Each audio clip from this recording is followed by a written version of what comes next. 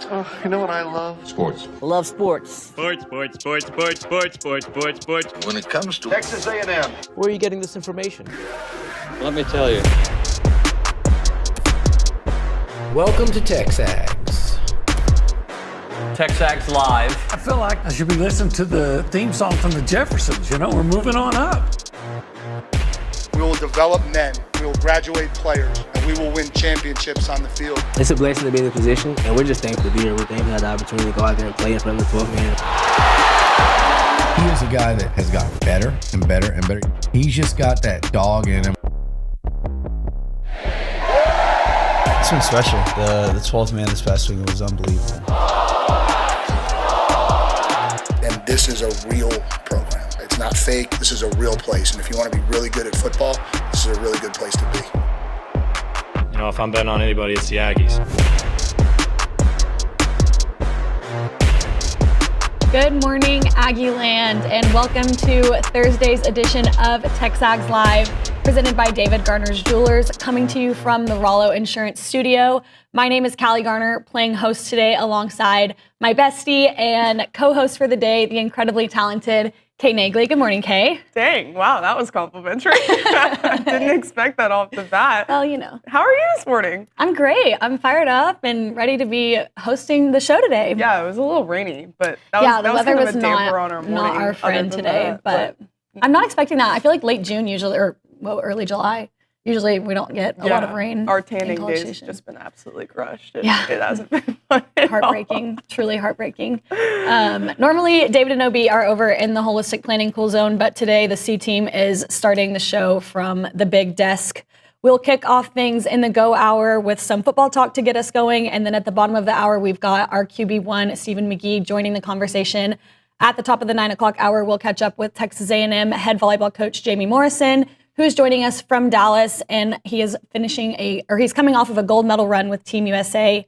At 9:35, we've got Aaron Torres talking all things college football, college basketball, and just the SEC landscape for the 2025 season. At 10 o'clock, we'll visit with Carson Branstine, who is live in Belgium, hearing about her first Wimbledon appearance. And then, as always, we'll close out the show with the fan show, which we're super excited to do. You can listen live at 11:50 on The Zone or stream the show at texags.com or on our YouTube channel. And if you're a local here in Aggie Land, you can catch us on the CW from 9 to 11. Let's get things rolling as we go around the room and say hello to the people. Big brother Nick Savage is behind the glass helping us out today. Good morning, Nicholas. Wait, hold on. Y'all said y'all were the C team. I thought I was the C team. Well, so what I does feel that like and then Callie, Richard Kay, would be after me, so he would be the D team. But I feel like if Bronny and OB are the B team, then Callie and Kay have to be the C team. That feels like that's only... Or we're the girls team, so we're the G TexAgs team. Live, of course. TexAgs Live. TexAgs Live. We've landed on that name. What happened to the rebrand of the graphics? I thought we were updating. Dang it. You're right. I should missed opportunity. I totally should have done that. Stop. That's okay. That's okay. Next time. How are you this morning, Nick? I'm good.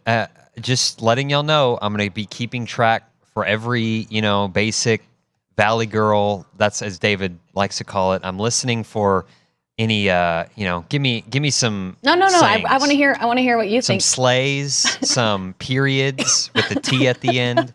I don't know. We miss Allie Russell because she would fill me in on all the stuff that you cool kids are saying these days. But I'm keeping track. All right. Okay. None so far. Y'all have done good. Yeah, we'll do our very best, but I can make no promises that I'll stay clear of those today. Yeah. But that's okay. Okay, over in the Angry Elephant News and Social Center, we have our prodigy and future roommate, Kaylee Dreyer. Good morning. Good morning. It's been a while, but felt like I had to make an appearance whenever I knew that y'all were hosting. Yeah, absolutely. And for those of you that don't know, Kay and Kaylee and I are moving in together 2 weeks from now. Talk about a nightmare, right? Yeah. So just get ready for all of the extra content that is going to be coming out of TexAgs the house. TexAgs the house. We should get that trademark. We might. Let's work on that. If anyone can help us out with that, hit us up. Yeah. Because we will be very interested in making that happen. Kaylee, what do you have for us today? We have a quick note for men's golf just to get us started on sports. The Texas A&M men's golf team will begin their 25-26 campaign at the Gopher Invitational on September 7th and 8th. The tournament is hosted by the University of Minnesota and it includes 15 teams, with Texas and South Carolina being the 2 other SEC squads. This marks the second time the Aggies have attended the Gopher Invitational, with the first being in 2019 when Texas A&M placed second at the event, finishing 2 strokes behind Baylor. Awesome. Thank you so much. We appreciate your news. I know we've got a couple other things we'll get into later over at the Angry Elephant News and Social Center. As always, if you want to interact with the show, you can text, call, join the conversation, tweet us on social, do what you want. 979-693-1150 is the number. We've got some interactive topics today, so we'll want to hear from you and get the audience's opinions. But as far as that goes, we will start off with a quick walk down memory lane, shall we, Kaylin? We're going to take it back to our days as students and go through our favorite sporting events that we attended while we were current students at Texas A&M. So I'll let you take it away and kick us off with your favorite one. Starting off with the full name is also crazy. Kaylin. This was an interesting topic that I feel like always comes up at least once a year, definitely in the off season, just because it's always, you think about your time at A&M, you think about what the highs and the lows that we've seen. There's both. We were in college relatively same time, and I feel like we had a great go of it sometimes, and then we had a really rough go of it. we have both ends of the spectrum. So let's start off with the positives for sure. Number 1 on my list has to be 2021 Alabama. There was nothing like seeing Seth Small just make that field goal kick. Walk-off number 1 Alabama. Also, that wasn't a great season. And that, I remember walking to that game, and some of my roommates were like, I don't even want to go to this game. But turns out, me and a couple friends were in the third deck, and watching this just unfold was awesome. Taking down Nick Saban and the top-ranked Crimson Tide was pretty cool to see. I believe that was number 1 on your list. It was, well? Yes, it was number 1 on my list. I vividly remember the mass chaos that ensued when we tried to get down from the second deck to the field. And my friend dropped her phone and we just had to leave it because there was no way we were getting back to get it. But it was crazy. And I know, like, kick right there. Yeah, look at that. It was beautiful. And I think my favorite thing going back and rewatching that game was seeing when the 12th Man Productions put the, I don't know if you've seen it, but it's the Titanic music, or no, it's it was A-Chain's return. It's like the control room. The control room. The director and and hearing all of that happen, and obviously I have a greater appreciation for that production now, kind of being on this side of things at this office. But it was, I got chills. I still get chills every time I watch that video. And that moment at Kyle Field was hard to beat. Yeah, no, that's for sure top of our list. I thought that was particularly cool. I went to high school with Seth Small. Katie products, something in the water in Katie, I know. right. But I've seen him kick extra points and field goals for a lot of touchdowns scored at Katie and at Texas A&M. So seeing that just near the end of his career, it was just seeing the video with his wife that came out after. The storyline, it was just... the A-Chain kickoff, all the production stuff, it was, that was definitely top tier. A special night at Kyle Field. For sure. I'll move on to my number 2 pick that I had the privilege of seeing just because I work at this company. I've loved this company for a long time, and I've worked here for 3 years, and I got the chance to travel to Omaha, Nebraska for A&M's College World Series run this past year. Number 2 for me has to be that Florida game. It was one of the first games A&M played. I think it was the very first one. Series. Kept getting delayed. It was the night of the George Strait concert in College Station, too. And it was like, what time is this game going to start? And we were just, I remember we were all waiting in the press box. We're eating popcorn. And we're just like, oh, why are we not at George Strait right now? Kind of mad. But then you turn around and the Jace catch will always be one of those I will never forget type of moments. I got to witness it with my eyes on the biggest stage in college baseball. It's got to be number 2 for me. That's a really great one, and I remember that game very vividly too. My second one is also a baseball game, and I think this goes without saying, but it was the Oregon game too in the Super Regional in College Station last year.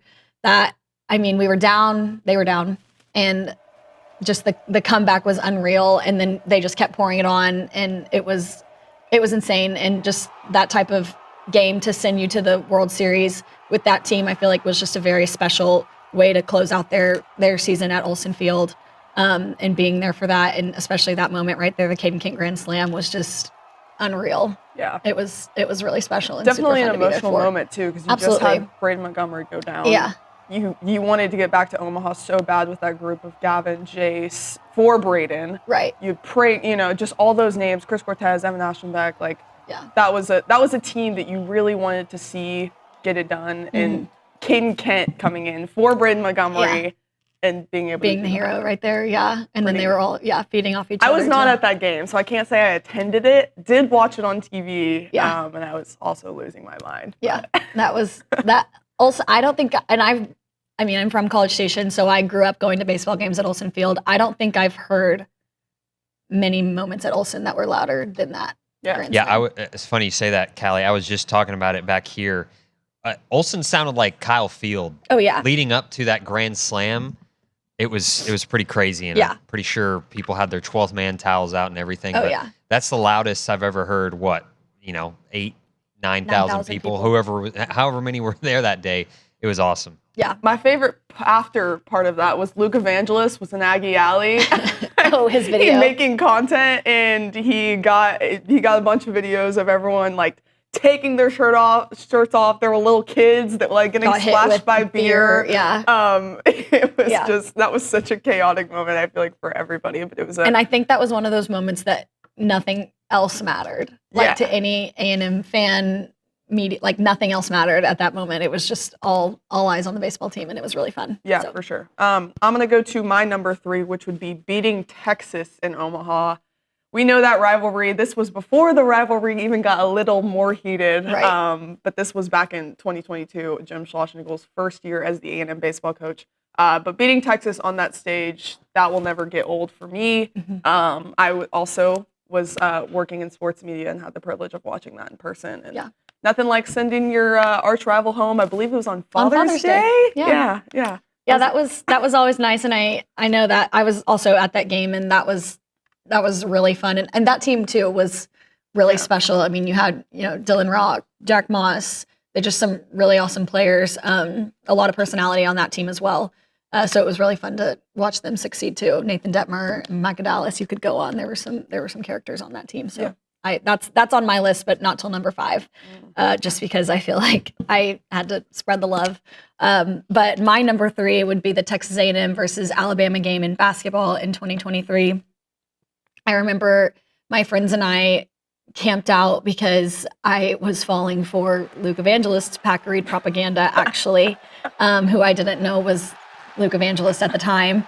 But that game was electric. Reed Arena was absolutely rocking. And I mean, start to finish, they just held Alabama, and Brandon Miller, they couldn't really do anything against the Aggies. It was really exciting. And I know they were playing to be the number 2 seed in the SEC tournament, and just a lot of things on the line in that game. And so it was really fun to see those players get that big win to close out their season at Reed Arena. It was 11 a.m. tip-off, so it was an early game. But it was rowdy as heck. I mean, yeah. And that was another one that day, like the rest of that Saturday, nothing else mattered. Like we had just beaten the number 1 team, and it was really special. So I feel like when we think about Wade Taylor and his legacy here too, like that's one of the games that we remember. For right? sure. That is, absolutely. That was peak Wade Taylor. Not to say he didn't have a great season his senior season, but right there, whenever you Alabama comes to your home court and you defend it with all the outside noise that Alabama had going that on year, at the absolutely, time. That was definitely a cool moment. Can't remember if I was at that game or not. I don't know why. I feel like you might remember if you were at that game. Yeah, I feel like I would. I don't think I was. It was awesome. I don't think I was. And it was funny because none of my friends in college were huge sports fans. I mean, they would go to football games with us, and we would do the whole ticket pull thing. But I kind of had to rope them into basketball and baseball. And after that game, they were all hooked. And I was like, they're not all like this, but they're super fun. So sorry. Number 4 on my list. I'm realizing that I wasn't even a student when this happened, because I feel like I'm still young, I guess. This is solely just based off of recency. At the time, LSU game, Marcel Reed coming in the second half and going off, I just think that was for me, a personal moment with where the team was. You were so excited and so hyped up about what the team had going on. Marcel Reed came in and absolutely lit up LSU's secondary. Yeah. And then you also had the healthy Le'Veon Moss, and obviously we know how important he was down the stretch for A&M. Garrett Nussmeier throwing a couple picks whenever you have a highly regarded quarterback. Making some mistakes, that's obviously benefits A&M a ton. I remember, first half of that game, pretty ugly. I remember sitting next to David Nuno. He was freaking the heck out because he's like, oh my gosh, everything's over, blah, blah, Well, there was blah. a lot, obviously, riding on that game, too. Yeah. Like, the hype around, both teams being in the race for number one in the SEC and them coming to your home stadium, the blackout. Like, there was a lot of pregame hype leading up to that Saturday in College Station. So at that moment when you're down, it kind of feels like. Well, and then after you win that game, you're in the driver's seat too. Absolutely. So, and when was the last time we had that happen, and how long?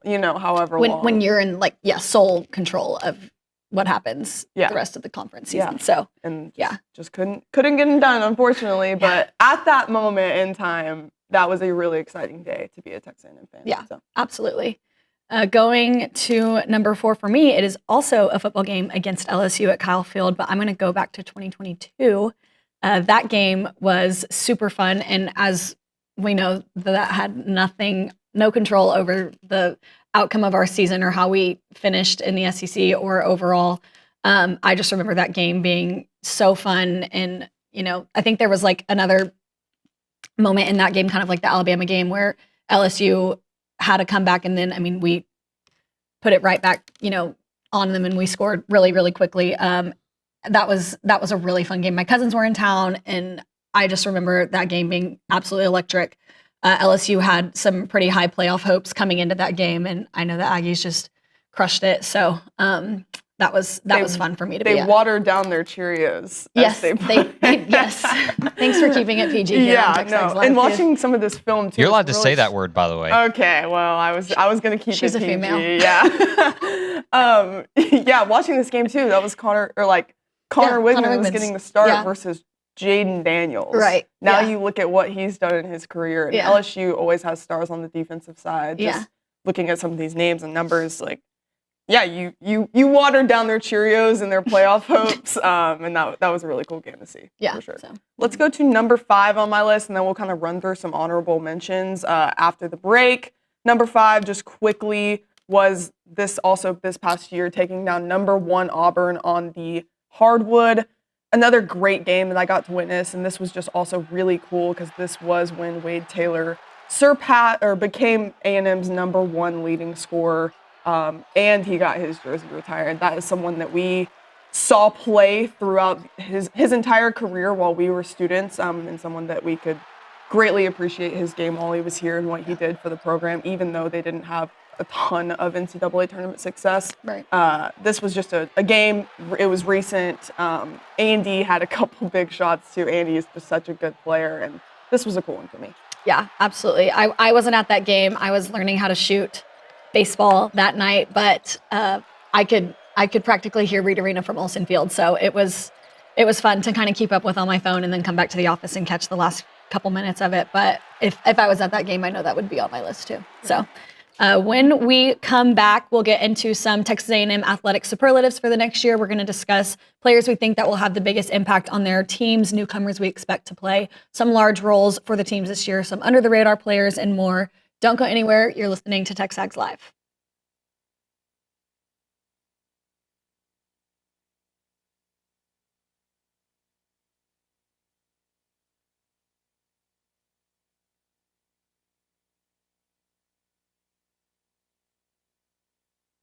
What's up, TexAgs? This commercial break is brought to you by my good friends over at Aggieland Chevrolet, the official automotive sponsor of TexAgs.com and me, Billy Lucci. Greg Gunn is the proud owner of Aggieland Chevrolet and invites you to visit the dealership to experience true Aggie hospitality. From their friendly staff to the experienced service team, Aggieland Chevrolet is TexAgs approved. Check out the dealership off of Highway 6 in Bryan or go to AggielandChevrolet.com and tell them Billy Lucci sent you by.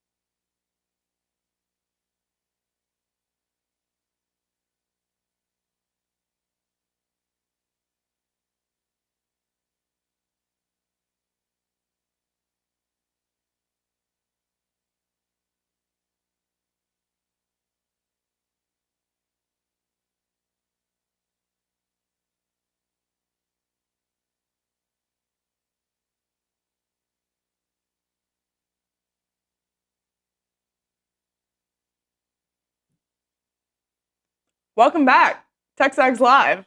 You like the song, Callie?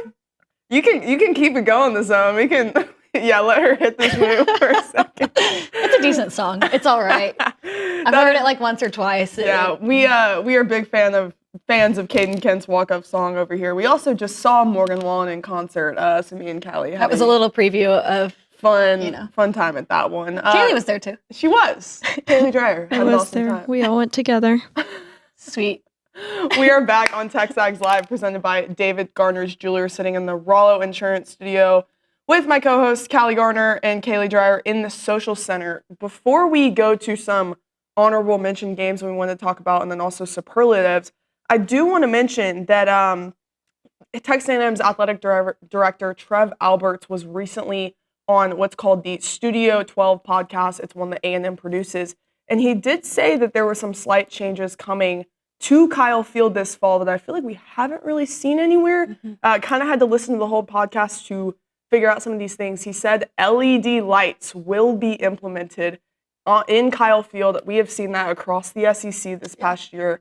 It's been a huge hit. Yeah. Not that Kyle Field needs any help with environment and things like that, but I feel like that's a really cool element that they're going to add. Absolutely. I was at the A&M versus Auburn game, unfortunately, this past year in Auburn, and their atmosphere was electric, and the LED lights definitely played a big part in that.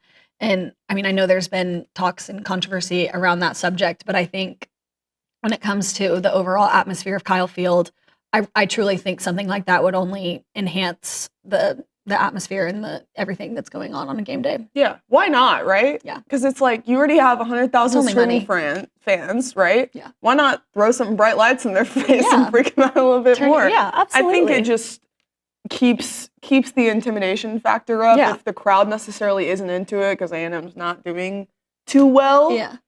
Turn off the lights a little bit. Change the mojo. Get DJ Mike to play Mo Bamba, and then I feel like we'll be all good again. This is also the younger generation talking, right? We're a little more lights, fancy stuff. There's the old army versus new army argument that could go on all day. But I'm sure your dad will have something to say about all the lights and whatnot. I haven't talked to him about that yet, but I'd love to get his thoughts and opinions. So there's definitely people that'll like it and definitely people that won't. But I feel like when you're in that environment, you're not going to be like, oh, this isn't fun. Yeah.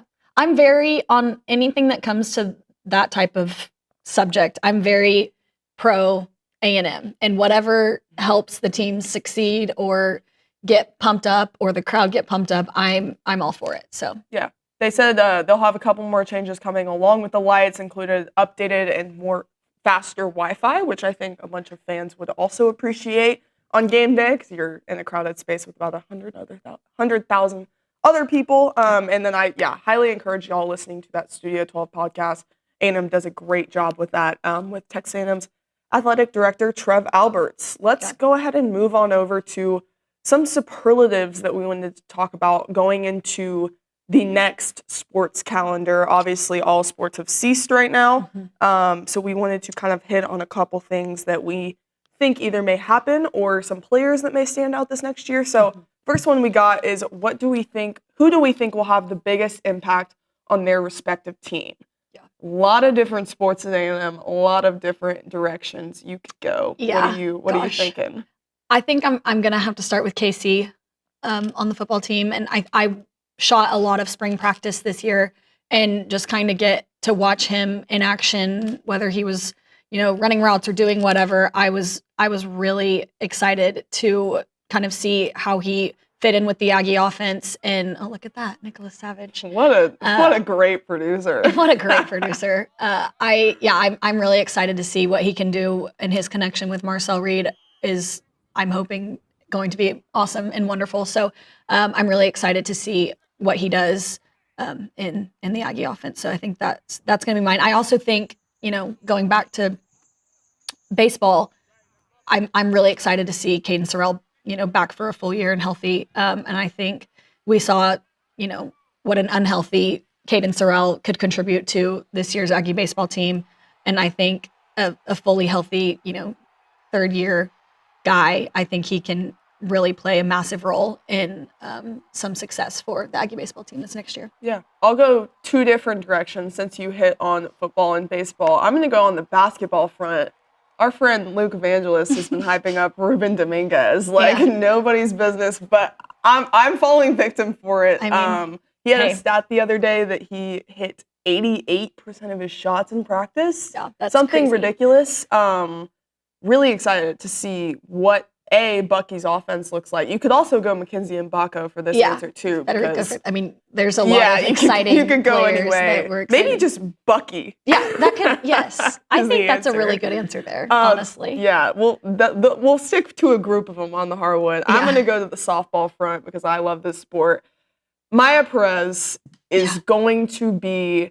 It was kind of untalked about. Could have been if Arkansas's Brie Ellis was not as prominent as she was this year, could have been an SEC Player of the Year contention, and Absolutely. It wasn't even talked about. She was ridiculous down the stretch, and it's crazy to see her jump from year one where she didn't really play. She was kind of a role player, and she got thrown in the Super Regional game against Texas and had a home run that pretty much, I think, changed the trajectory of her career. Yeah. From here on out, I think Maya Perez is going to be an absolute star. She'll be entering her third year with Trisha Ford. I know they have such a great relationship. She's actually playing with the Mexican national team right now and looking forward to see what she does over the summer. But that is going to be a huge, with losing a lot of returners or losing a lot of productive players like Coco and Kennedy, I really think that she is going to just be an impact player. Yeah, and I think her flying so quote unquote under the radar this year as a standout player for the Aggies, I think can only play into her benefit and the Aggies' benefit this next year. I don't think, people obviously know who she is, but I don't think they're going to expect a great season from her. So I think that'll definitely play into the favor of the Aggies, and I'm really excited to see what she can do back in an Aggie jersey this next year. So yeah, for sure. We're going to hit a quick break. On the other side, we should have none other than our QB1, former Texas A&M quarterback, Stephen McGee, in studio, I believe. We'll see that on the other side. This is TexAgs Live and sponsored by David Garner's Jewelers.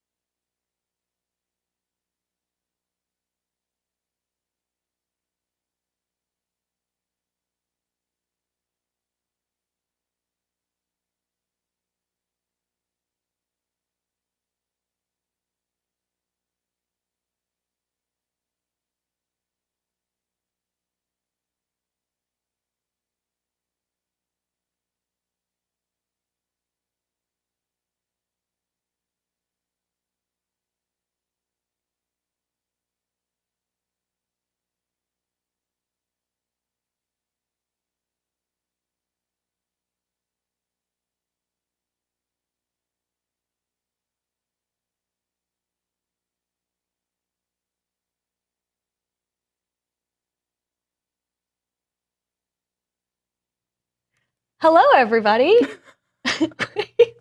Got our QB1 analyzing our energy drinks. Man. Over here. Analyzing the can. TexAgs drinks gasoline every morning.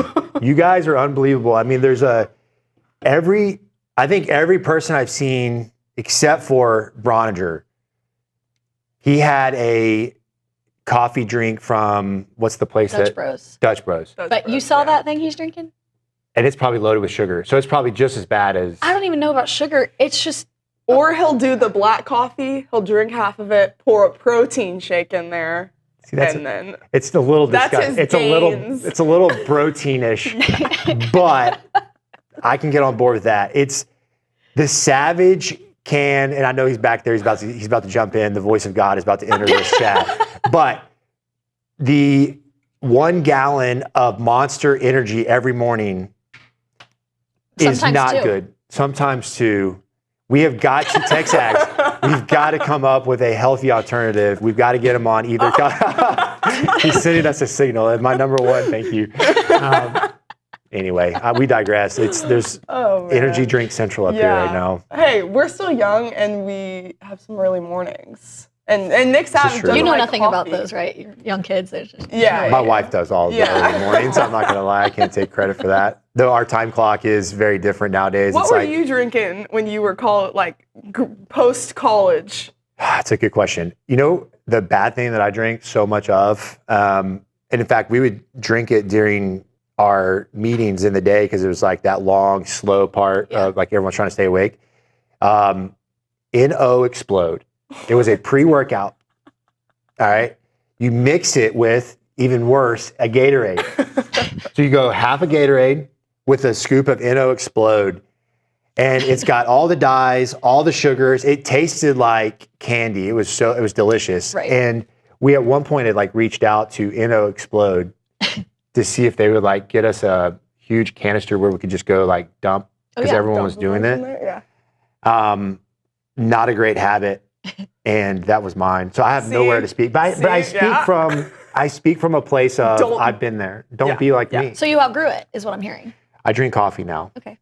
You know, I drank my first cup of coffee when I was actually with the Texans. Okay. So I pivoted from NO Explode to coffee. And they showed me how you can mix like a creamer that's like flavored. And that was my intro because I didn't like coffee. Okay. So it was flavored. And now I just drink straight black coffee. You grew up. Is that the best for you? No. Coffee's not great for you. Right. But it's more natural and better. And especially if you're not doing all the additives. Right. And if you like ground the bean fresh every day, it's not molded. There's a lot of science around everything. See, I just don't have the time for that. This is quick and easy. It is quick and easy.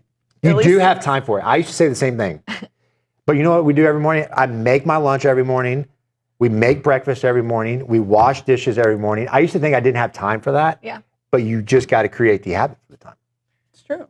Maybe we can establish those habits together. We're all moving going in to live together in about a week. Us 3, the blondes. We'll maybe start keeping track of our habits and we'll keep you updated. We won't get cans of NO Explode and have them in the cabinets. Please don't do that. We may Please don't do surprise that. you with it one My day. wife and I would just like crunch up and die. Like our daughter, we're on her. She's, bless her heart, she's going to be like hanging out with her friends and they're going to be eating like popsicles and like slushies and whatever. And my daughter's going to be like freaking out. Like, what are y'all doing? This is going to kill you.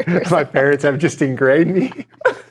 Her lunch is like fresh nuts and like organic berries. There's worse things to have ingrained in your brain. So, I mean, I don't blame y'all at all for that one. Let's jump into some topics. We kind of hit on this earlier in the show. Kay and I went through our favorite athletic events that we attended as students while we were here at A&M. But I kind of want to hear from you, your experience in college when it comes to games. Do you have a favorite one or two that really sticks out in your brain that you still remember? Not many stick out. My brain is not able to recall that long ago. I think beating Texas was a great one for us in Austin. That was a lot of fun. I grew up an hour from Austin, so that was always one that everyone in my hometown was a diehard Texas fan. They didn't go there, but they were still fans, right? Beating Nebraska and Lincoln. Zane likes to give me a heck about that one. You know, that's the day I got introduced to what's the pain drug, Toradol. It's like a souped up Tylenol, but you get it in a shot form. Yeah, right. I remember Dvorsky was getting on the sideline. I was like, hey, man, what is that? And he goes, man, you need to get some of this. And it was like 35 carries. That was my day when I was acting like a running back. Tore up my shoulder. And so then I got introduced to Toradol, vomited up and down the entire Hall of Champions hallway that we would go to our locker room. That day sticks out. That's kind of, that really encapsulates my career, doesn't it? It's like vomiting, pain. I mean, yeah, we asked you your good experiences. That's about as good as it got for us, unfortunately. I'd say my last 5 years, I'm curious, did you guys, did y'all have the LSU game last year? She did. The 2024 game, she did. Just because of where we were at the time. Yeah. Things were looking up. That was a fun We were one. in the driver's seat to go on and win the SEC, right? Like Garrett Nussmeier, terrible game. It was terrible second half. Yeah, terrible second half. Great first Marcel half. Reed went off. I mean, things were looking up at that moment. The blackout night and I felt like Kyle was electric that night. Yeah. Like and the comeback, like it was fun. Like it was a terrible first half. Yeah. You're like, oh my gosh, here we go again. And then the comeback, like that's one of my favorite games in the last 5 years. Mm-hmm. Yeah, that was awesome. What else is on y'all's list? I'm curious. I had the LSU game in 22. Is that That was the 7 OCs? Connor, no, that was 2018. Oh, yes, That with was A-Chain. With A-Chain. Mm-hmm. A-Chain. That's a good one. Played Jaden Daniels. Yeah. That's a really good one. That was that was a fun game. Ruined their playoff hopes, basically. They were going to go to the playoffs. Yeah, they came in here and I think they were 9-2. We've done pretty good against LSU. Mm-hmm. Yeah, Not bad. at home. Not at home, yeah. Done well against Arkansas. Our nemesis has always been the Mississippis, I feel like. I'm ready for a good moment against Ole Miss. I know we don't play them next year, but Mississippi State. Need one. I would love to stick it to Lane Kiffin.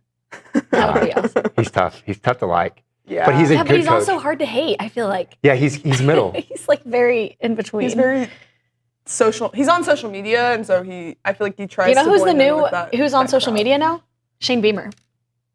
His daughter is integrating him into the TikTok world. Yeah, you would hate this. There's a TikTok of him basically kind of dancing. There's a few with actually. His daughter Yeah, the college coaches getting into TikTok in order to recruit is cringeworthy for me. I don't think we have to worry I'm in about that age now where it's just weird, right?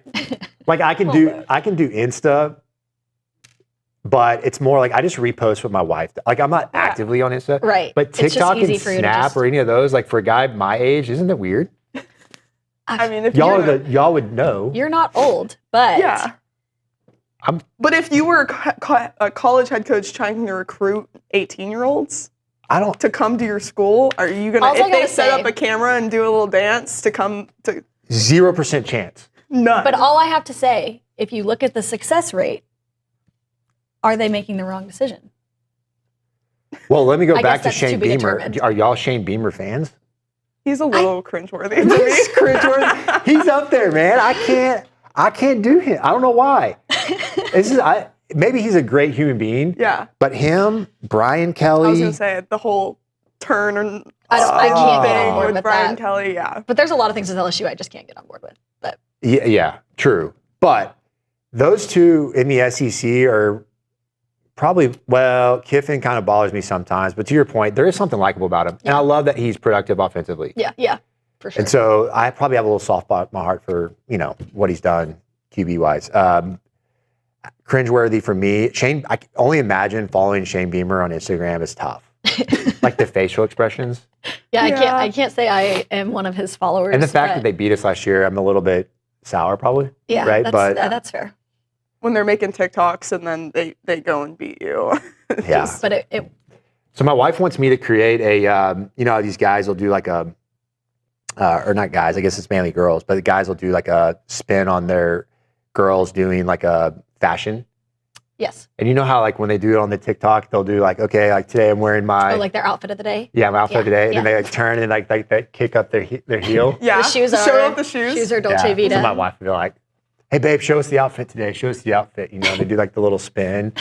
I could see one of these coaches like doing something. I guarantee you Lane Kiffin has done that. I guarantee he's done it. Yeah, definitely. Well, I feel like it's a rite of passage with dads that have daughters. Yeah. So at some point, we're probably going to have to do it. That's a little bit different. You Give me some grace. Daddy-daughter dance. You could do a whole outfit of the day. You've got whatever you've got. Peter Millar. I don't know what y'all wear. What do you wear? Snaps? Yeah. So it's funny. My nephews are, I don't know, 6th, 7th grade. They go to Lake Travis, but they're at that stage where they're like, Uncle Bobo, you're like, why are you dressed like a golfer today? Like I went to their basketball game, like you look like a golfer. Are you going golfing? And they're like making fun of me.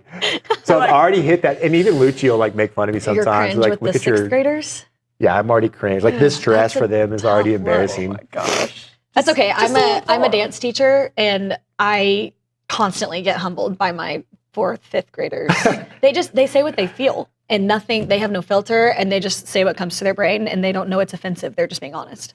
So you kind of respect it, right? Yeah. And I'm like, I'm only 24. Like I didn't realize I was so already removed from out of the loop. Y'all. Okay, no, are y'all no sock or sock? Y'all are sock generation, right? Like crew sock generation? I have no idea what that means. Like when you wear tennis shoes to go work out, or do you wear crew socks or do you wear no-show socks? No show. No show. Okay, thank God. Like that's my generation. Like I can't, but these, like, they make fun of me because like, why are you wearing no-show? Like you need to wear the ones you can like see. the white. I feel like in middle school for us, that was more popular. They like the Nike Pro or whatever they were called, socks with the little lines down the middle. That was definitely a hit. Yeah. And Crocs with the little things. The giblets.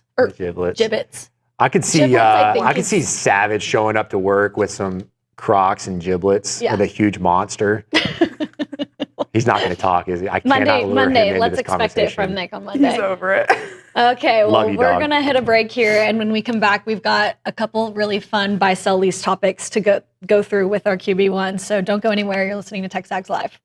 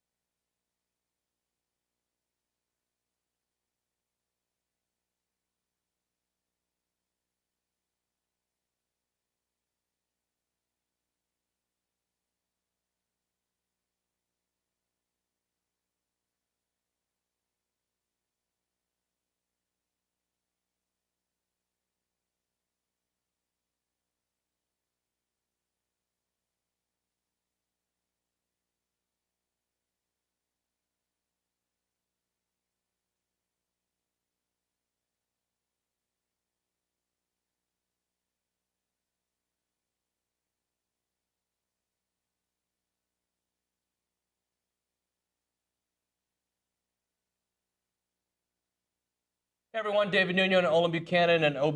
Typically we start off the show in this section and we call it the Holistic Planning Cool The cool zone, yeah. It's pretty cool. What do we know about holistic planning? Well, a lot of cool stuff. For instance, holistic planning can help you with your investments. I love that. They can help you with your taxes. So I don't like paying taxes. You can get that money from your investments and they keep it, they'll help you keep it away from the government. Yep. Not all of it, but more of it. And then they'll even help you with your estate planning. When you're old like me, you got to make sure some of that money you made is there for when you want to retire and just enjoy the rest of your life. You want your estate to be planned. But they also do something else. Yeah, well, if you are like, say, a sports fan and you've always wanted to... Everybody watching us, right? Yeah. And you want to always dream of being an owner, well, in a certain way you can, because they will broker the deal for you to invest in pro sports. Yeah, what you need to do is check out investinprosports.com. That's where you can get all the information if you want to invest in a team. I don't know what team. He'd probably try to buy the Cowboys.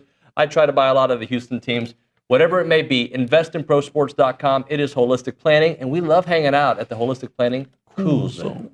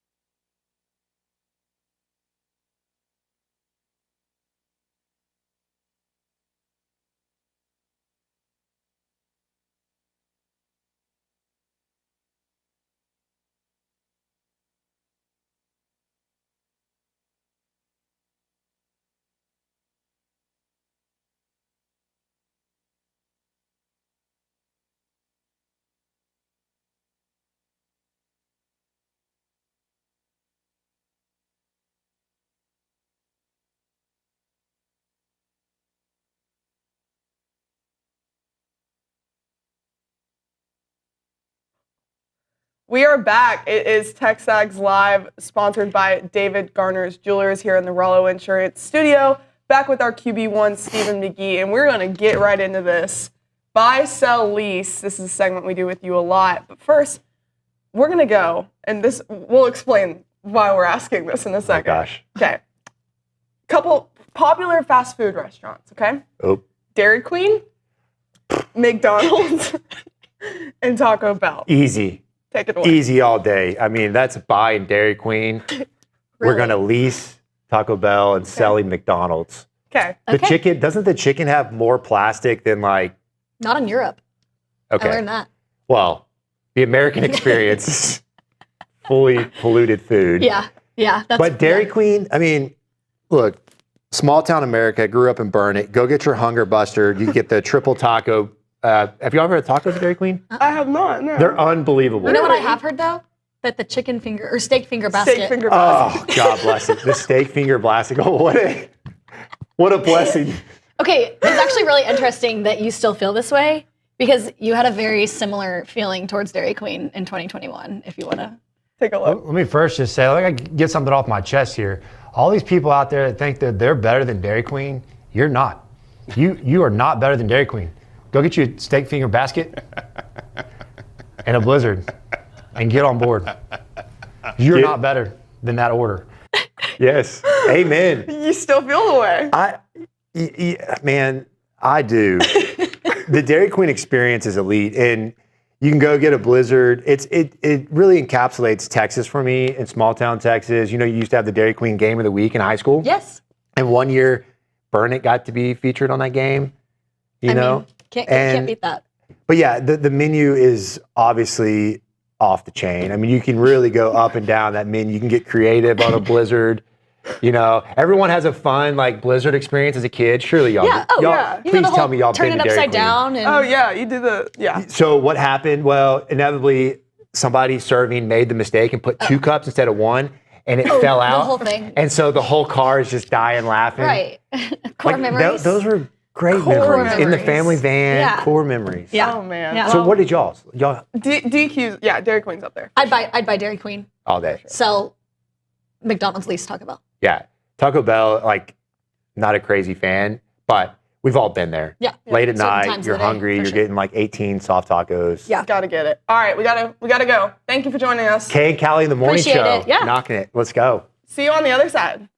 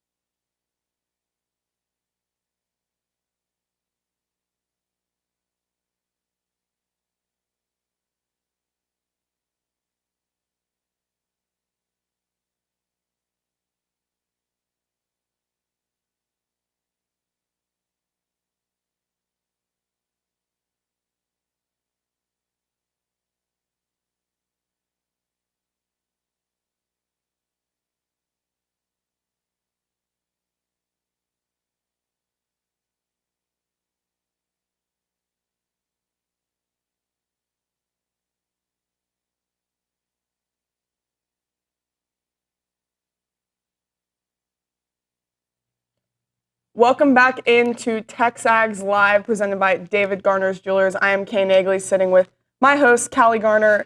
We had to play fireworks because it was 4th of July weekend. Absolutely. We're also celebrating another one of Jamie Morrison's many, many accomplishments as Texas A&M's head volleyball coach. The U19 national team won a gold medal at the Pan American Cup, sweeping Mexico there at the end. We have Jamie Morrison on the phone. Coach, how are you this morning?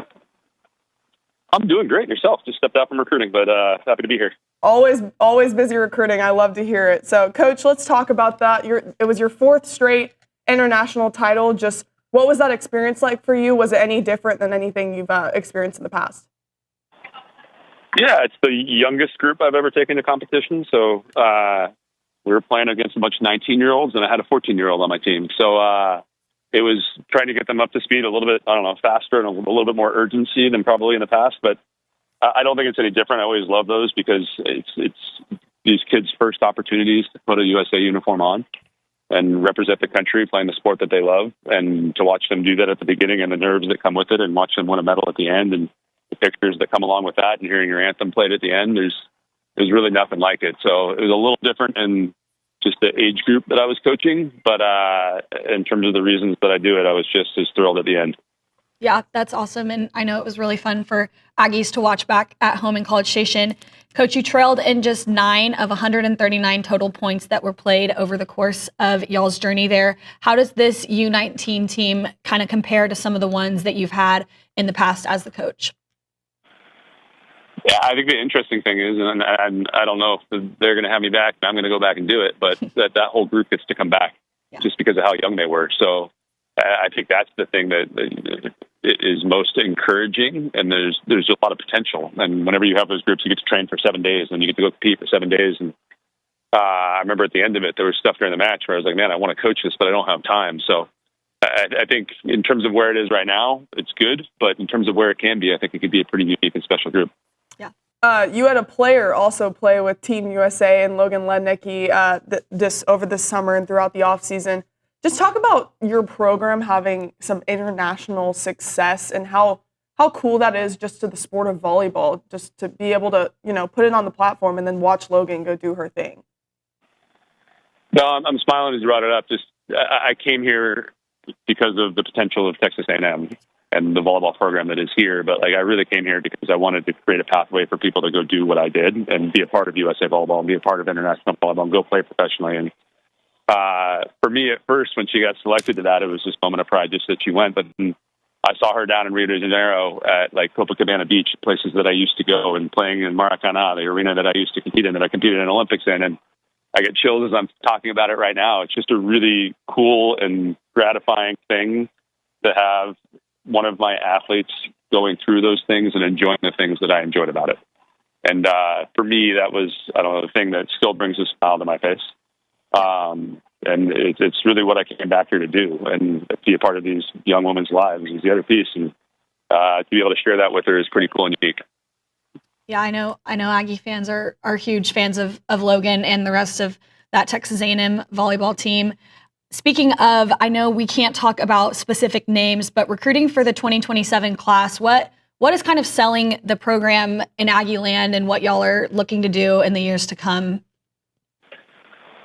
Yeah, I think it's a little bit of what we've talked about, I think development. I think people have seen kind of where our program's gone from when we got here as a staff to where it is right now. And I think the individuals within it, in terms of what Logan's doing with the national team, I think it helps, point people in the right direction. And I think the other thing is we care. I think that matters. I think it comes across in the way that we recruit. I think it comes across in the way that we treat our athletes. And for me, I think it's this combination of all these things that people are seeing those things. I get comments about just the way that our athletes interact with us on the sideline is different than other programs, and the way that we interact with our athletes and the way that we, show the way that we care. I've heard that over and over again throughout the process. So I think it's a combination of all that. I think it's the people that we have in our program, both players and staff.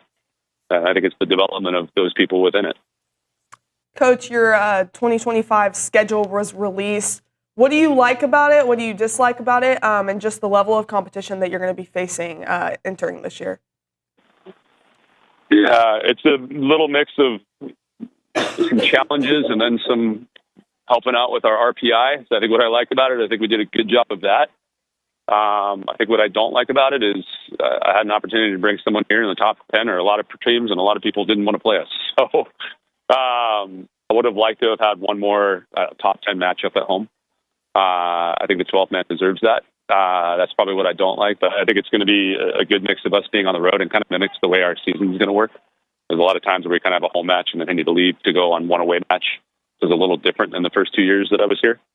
So I think it mimics that with some midweek matches where we're kind of getting up and maybe going to two different cities in a place. So it's going to be a little bit of a NBA style non-con where we're going to have to kind of get on an airplane, get off, go play, get back on an airplane, come back, and or maybe get on a bus, go play it in a different city in a state that we're at, like we're going to Utah with. But I think we're going to have some really good competition. I think it's going to test us in the right ways and have us ready for what's going to be a really, really tough SEC conference. Yeah, speaking of the slate, just the first game against Minnesota at the AVCA First Serve, how excited are you to kind of take on that and have that kickstart your season?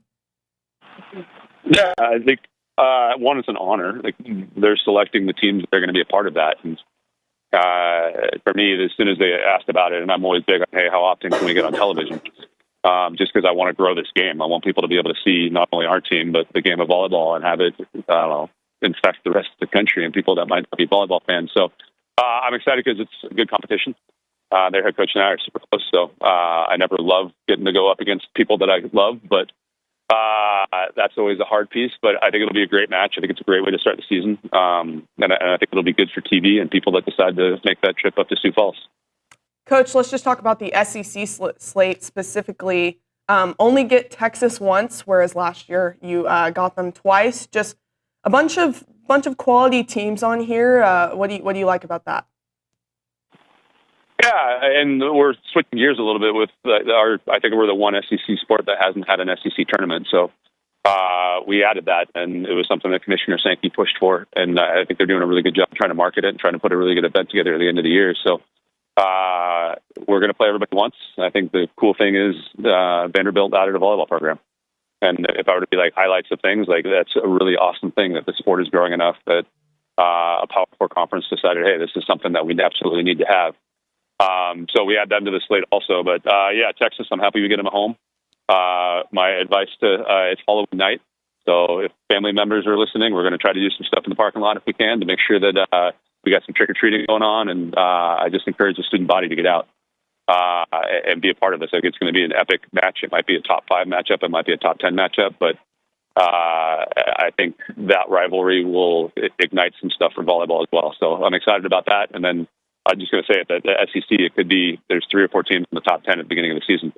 And the whole thing is going to be a grind. And I think the thing that's, I'm looking forward to is we get a lot of those top teams at home.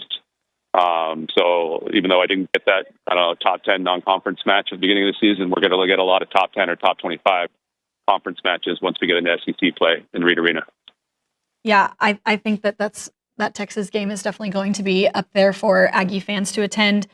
Coach, I got to go to the Maroon and White game a couple months ago at Reed Arena, and just watching this team play together was really fun for me. What are some players that Aggie fans can look out for this season?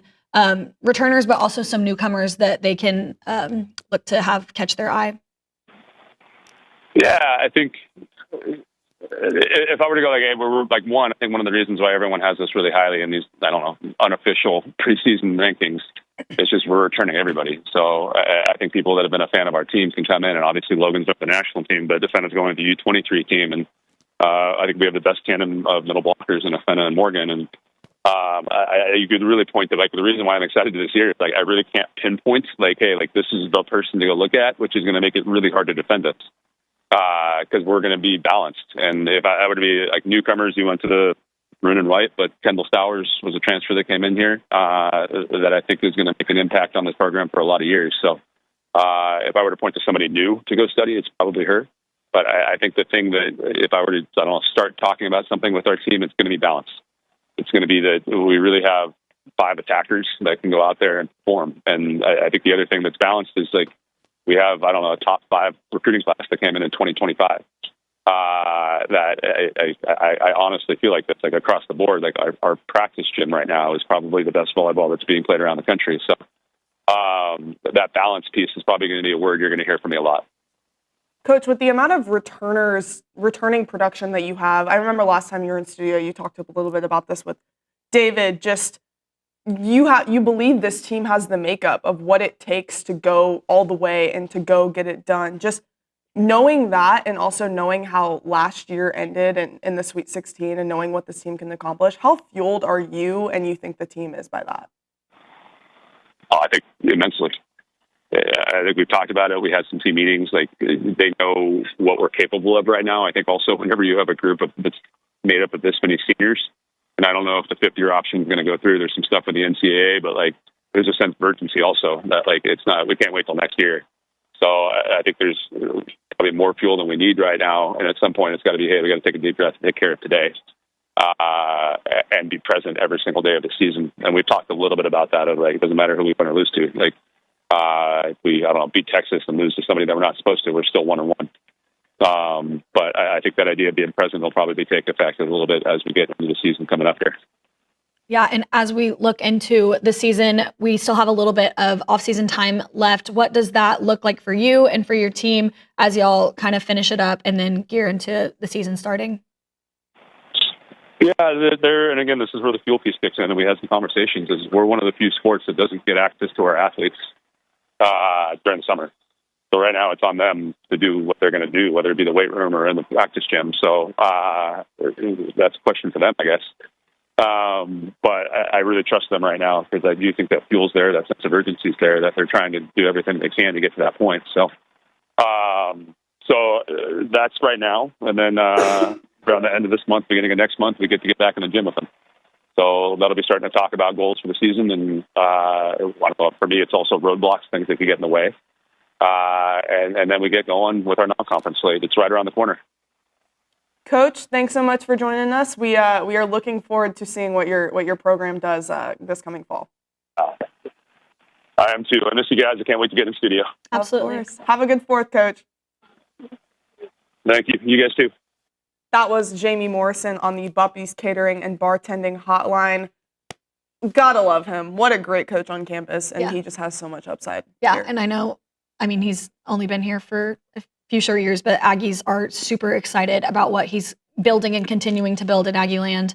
And it's only up from here, so I'm pumped for the season. For sure. Well, when we come back, we will do a little game with our roomie and Social Center host, Kaylee Dreyer of Would You Rather. This is TexAgs Live, presented by David Garner's Jewelers.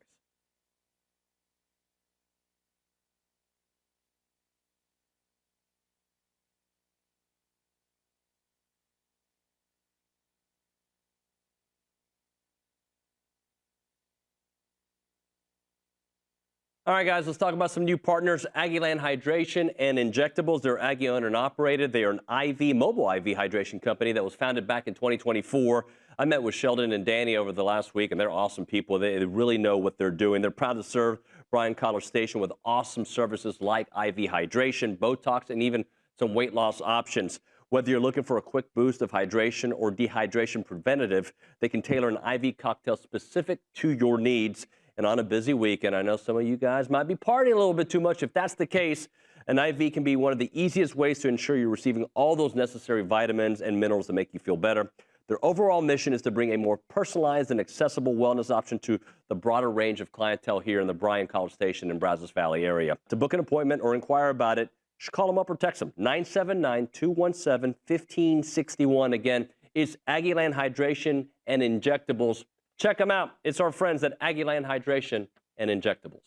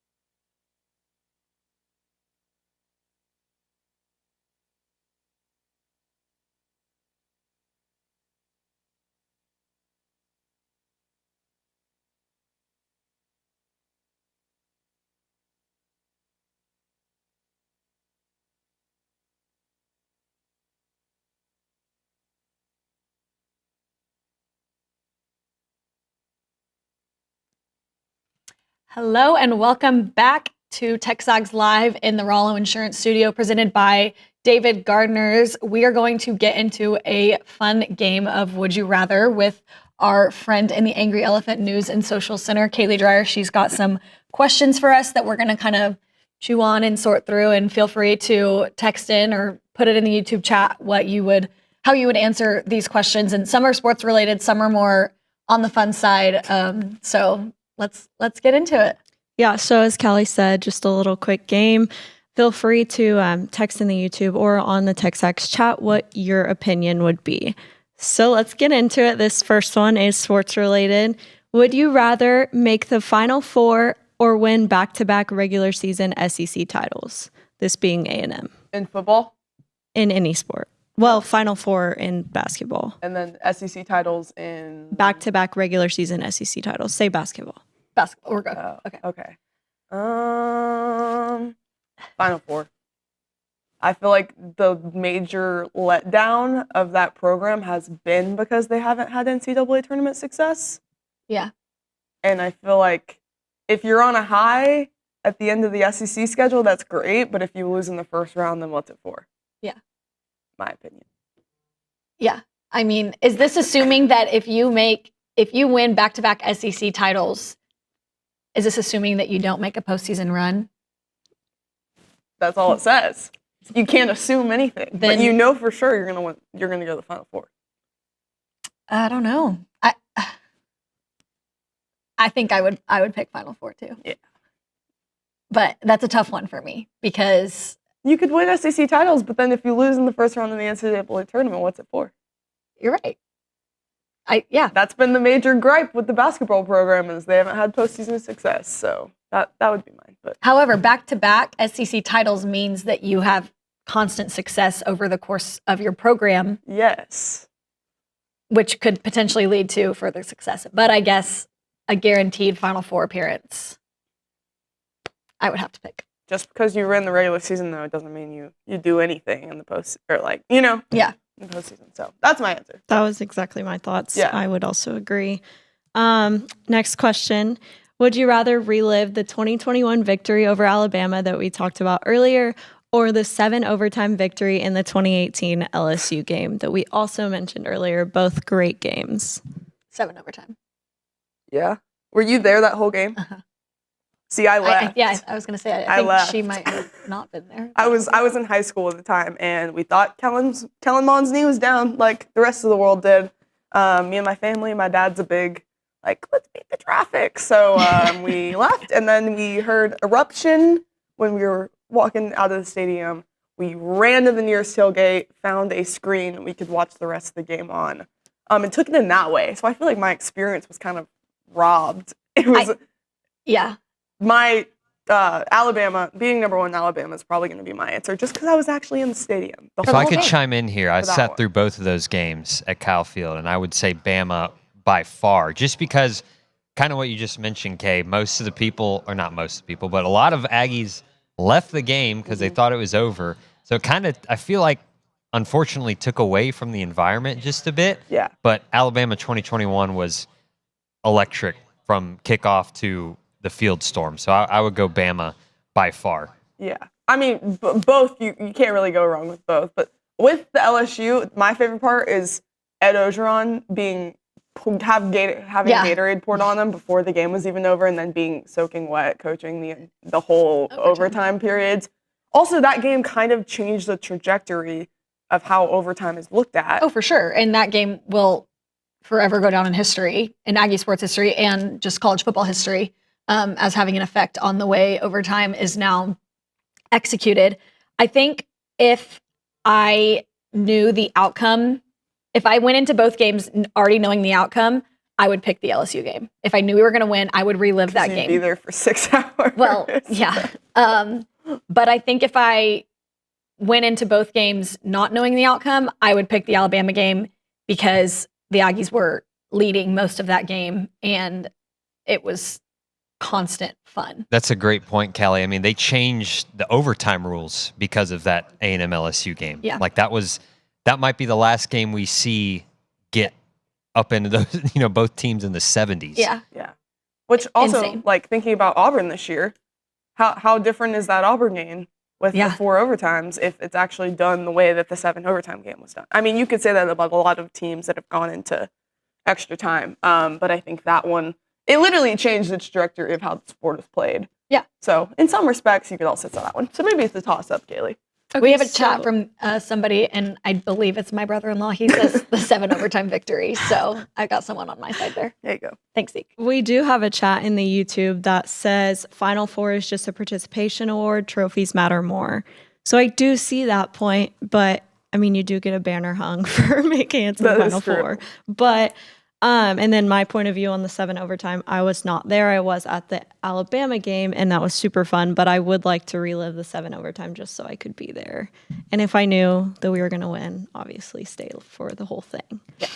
But next question feels a little personal, but would you rather get hit in the head with a baseball while filming or get trampled on the side while filming a basketball game? So we have to elaborate on this because our very great, she was an intern last semester, Callie Dreyer, and she's done nothing but awesome work here and worked her way up. But I was assigning people to go shoot some baseball film, make sure we had content of the games being played, and poor Callie Dreyer got domed with the baseball.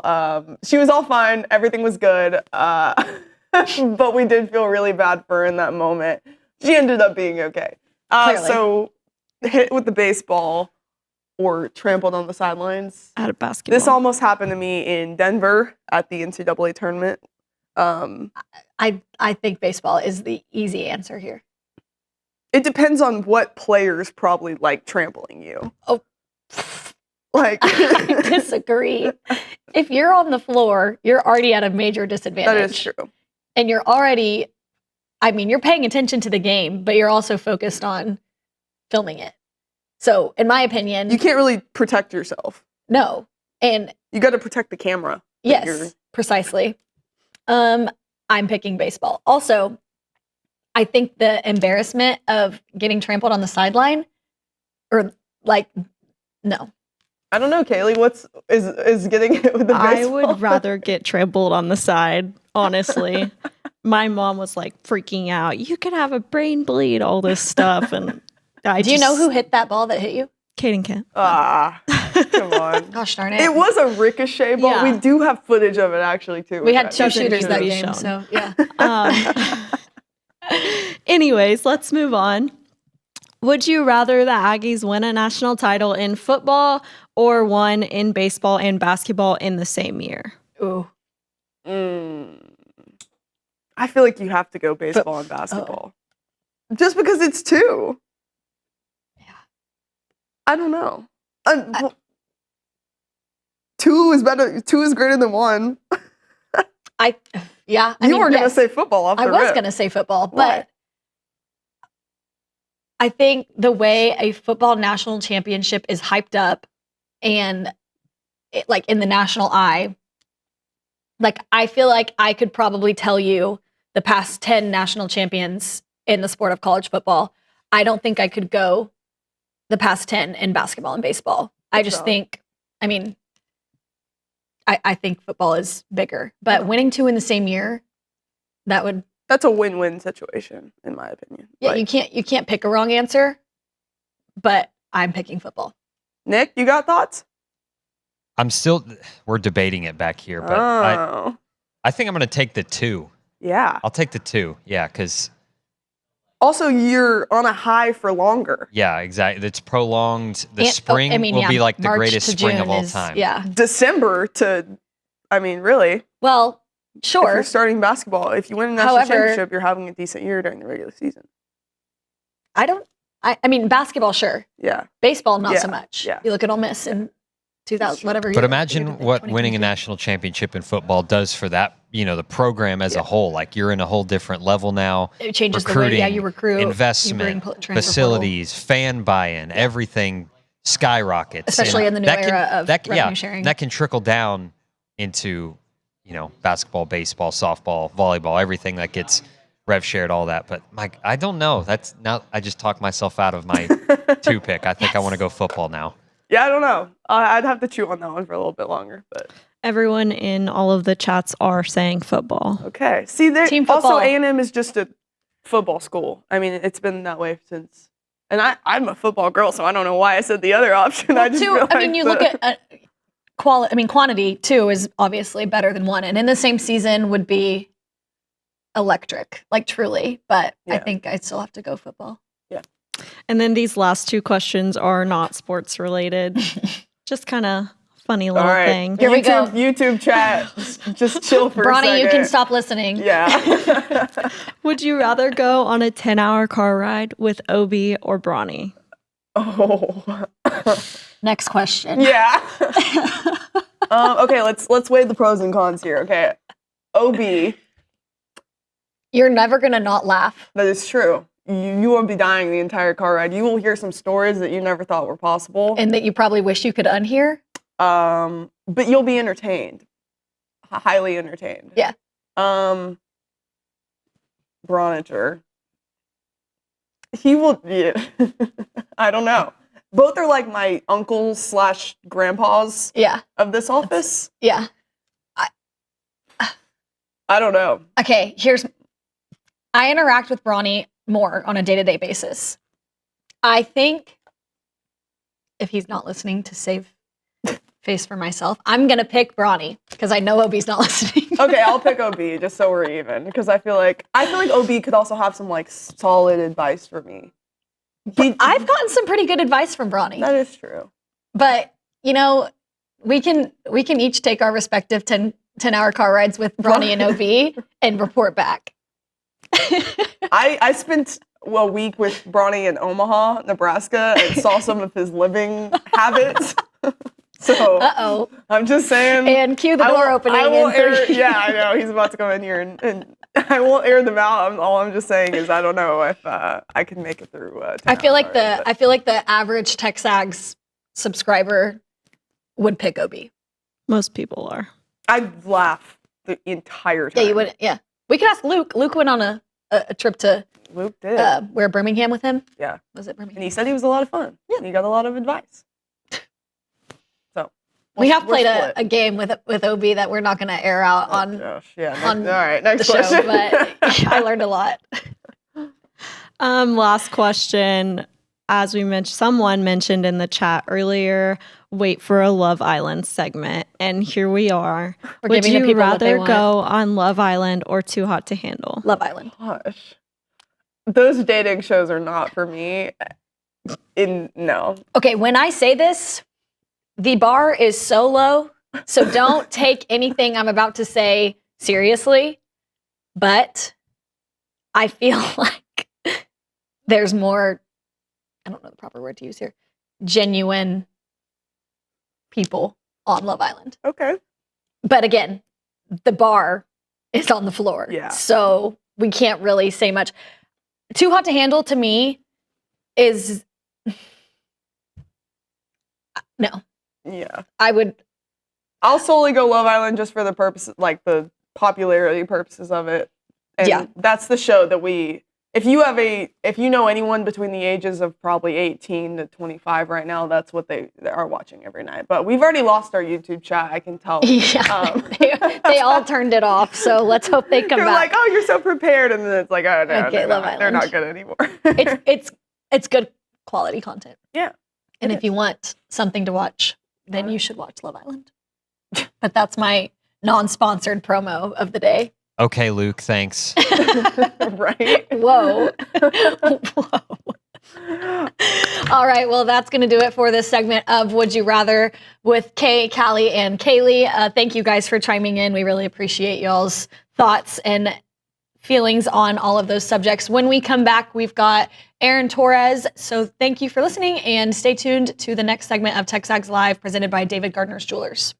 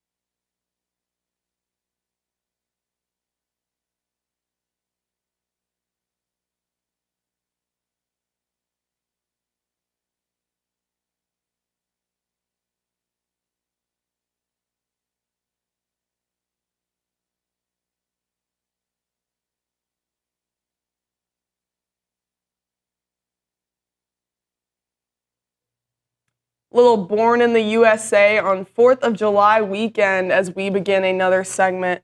This one with Aaron Torres talking around college football and basketball, brought to you by Milliken Reserve. We have AT on the Buppy's Catering and Bartending Hotline. AT, you there?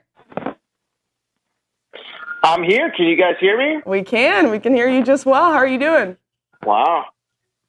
Good. Technology's better once Nuno leaves the building. Funny how that works. Interesting. Isn't it crazy? Yeah, I know. It just decides to work all of a sudden. Every time I've called the last 3 weeks, he claims, "Oh, I can't hear you. I got to let you go." I think it's all a sham. I'm not going to lie.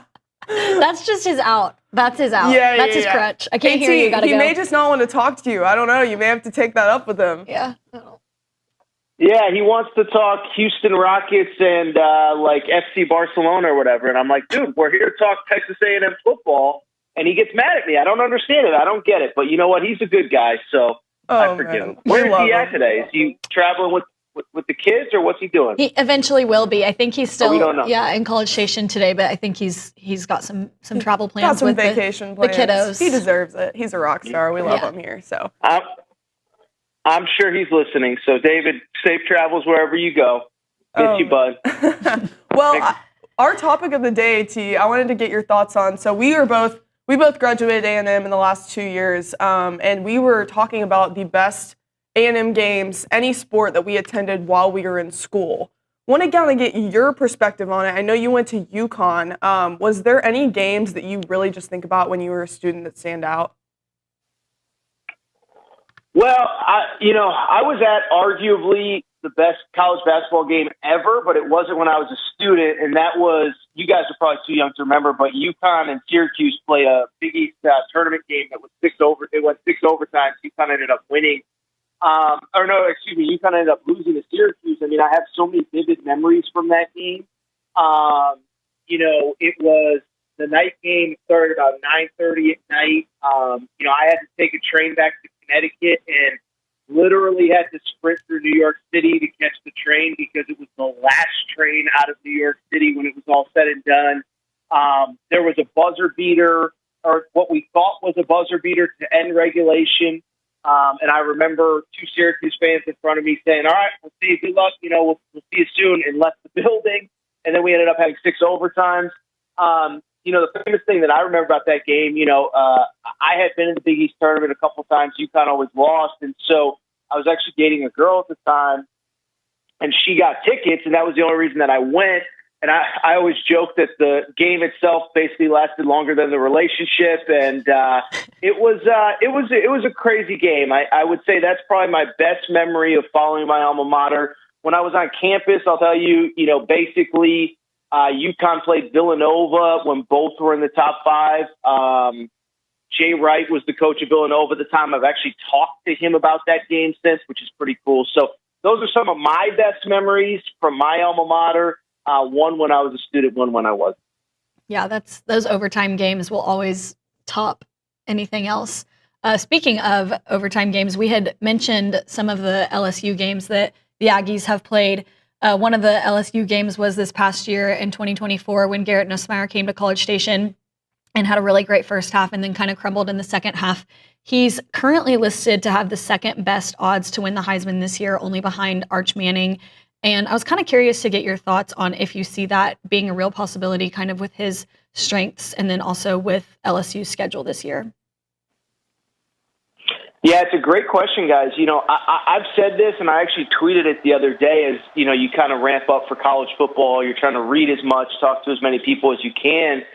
I don't get the Garrett Nussmeier stuff. I really don't.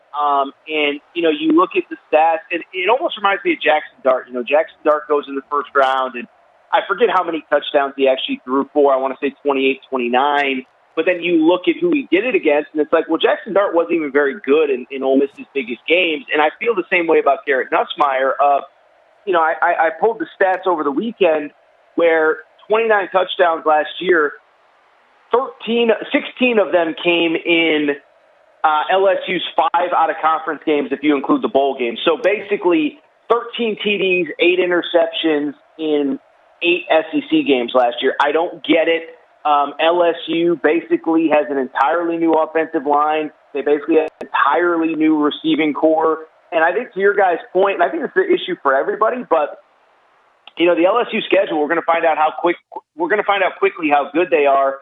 At Clemson, at Ole Miss, and Florida at home by the end of September. That's just in September, let alone obviously hosting A&M, at Alabama, at Oklahoma. So, it's early and we got 2 more months to break this all down. But when I start to think about teams that I'm lower on than the consensus, I think LSU is right at the top of that list.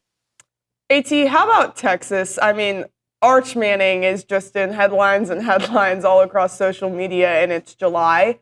What do you think those headlines are going to say in August, September, November? Yeah, first of all, I give Paul Feinbaum credit. I'm pretty sure ESPN just calls him and says, "Hey, we need something crazy. We need you to say something crazy. Say something crazy." And then he just goes to a dartboard and he has individual names and individual takes. And so this week it was Arch Manning, best quarterback since Tim Tebow. So I love it. Listen, I was talking to Nuno about this a few weeks ago. I think 2 things can be true on Arch, and I think what'll be interesting is how people perceive him. Is that I do think Texas is a very talented team, and I think if you're a college football fan, you sit there and you look at the rest of the talent around him and say he doesn't even have to be great, and Texas has a chance to be a really good team. I think inversely, you have guys like Paul Feinbaum saying he's going to be the best quarterback since Tebow. As you guys point out, number 1 in the Heisman odds. As others point out, I think Texas in most sports books is the favorite to win the national championship. And I just think there's going to be a lot of people that are NFL fans that tune in to see him that I think based on what I saw last year still has a lot of work to do. So I think both things can be true. I lean more towards if his last name wasn't Manning, would he be the Heisman favorite? I don't think so. And people can argue that. But it's like, well, Alabama has a former 5-star quarterback that has not really started meaningful games. Ty Simpson, I looked it up yesterday. He's 17th in the Heisman odds. Gunnar Stockton is 19th in the Heisman odds after basically starting 1 game in his career. So I don't want to say I don't get the Arch Manning hype, but I do think to your guys' point, or to I think the point you were insinuating, if his name was Arch Johnson or Arch Torres or Arch Nuno, I don't think we'd be talking about him as the Heisman favorite, but I do think it's a very interesting story. One thing I'll say really quick, I know I'm going long on the answer. We're going to find out pretty quick how good he is, at Ohio State to open, the season. We'll find out pretty quickly if he's up for the task or not. Yeah, absolutely. I tend to agree with you on that. So, AT, one more for you. If you're not super high on Arch and you're not high on Garrett Nussmeier, is there an SEC or potentially non-SEC quarterback that you are high on entering the 2025 football season? Yeah, I know it's not really fair because he plays in the ACC, but I do love Cade Klubnik. And, 3rd year in the Garrett Riley system. I mean, guys, Garrett Riley, it's crazy. I mean, remember the offseason when Jimbo had to hire an offensive coordinator and everybody wanted Garrett Nussmeier or wanted Garrett Riley? I mean, it feels like a million years ago, but Garrett Riley was a hot commodity. Year 1 didn't really click. And then I thought year 2 last year, it actually really clicked well. And it's funny because that Texas defense was so good all year, but they played Clemson in the college football playoff. Clemson moved the ball up and down the field. They just couldn't get Texas off the field when Texas had the ball. So again, I know the schedule that Cade Klubnik is going to play is not comparable to a Garrett Nussmeier or an Arch Manning. I think he's probably the best quarterback in college football. And then other guys will emerge. But I think it's fair to have questions about pretty much everybody else. You look at not just, if I don't want to pick on the SEC guys specifically, but like Drew Aller, Drew Aller gets a lot of credit for a near win over Oregon in the Big Ten championship game. Boise State. So Drew Aller hasn't played his best in his big games either. So I think there's a lot of uncertainty at the quarterback position, and I know it's something that we'll all talk about over the next 6-7 weeks, but I think that's what makes college football so intriguing this year is that there is one of these quarterbacks is going to emerge, and when they do, I think it's instantly going to make their team a contender. AT, we appreciate you. I know David will be looking forward to chatting with you next week. So, All right, guys. Well, you guys have a great 4th. I appreciate you guys having me, and we'll talk soon. Thank you. Of course, that is Fox Sports Radio's Aaron Torres. When we come back on the other side, we'll have a little bit of an open segment, do some tap dancing, as we say around here. You are listening to TexAgs Live, presented by David Garner's Jewelers.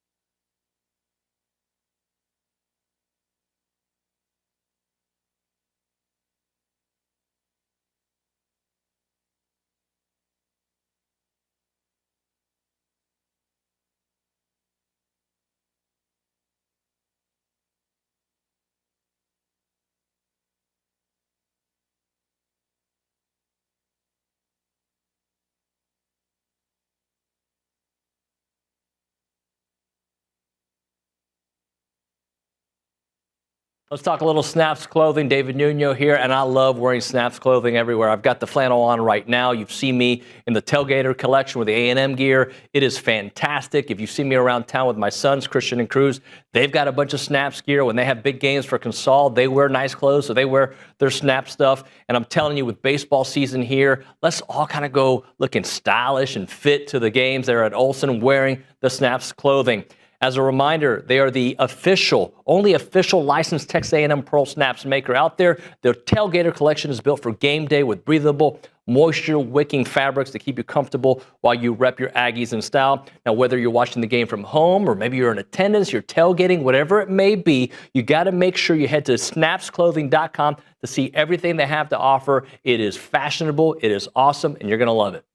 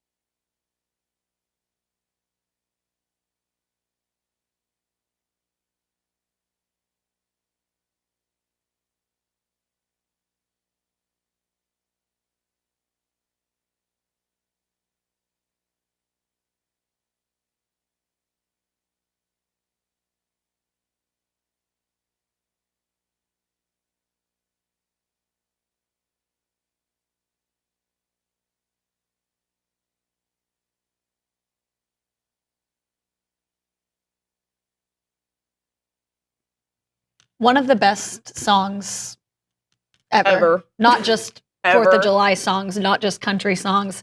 One of the best songs ever. Feeling really patriotic this weekend. Courtesy of the Red, White, and Blue, Toby Keith. Rest in peace. Truly. Like, what a guy. What a guy. What a guy. Okay. Ding. That wasn't one of them. That wasn't one of them. That's not It fair. was more true. You saying truly that made me want to hit the buzzer. So he yeah, he hasn't found one relate, yet, so- and that's why he just needed to. yeah. I'll give y'all You need credit. to butt We're 2 hours in, nothing yet.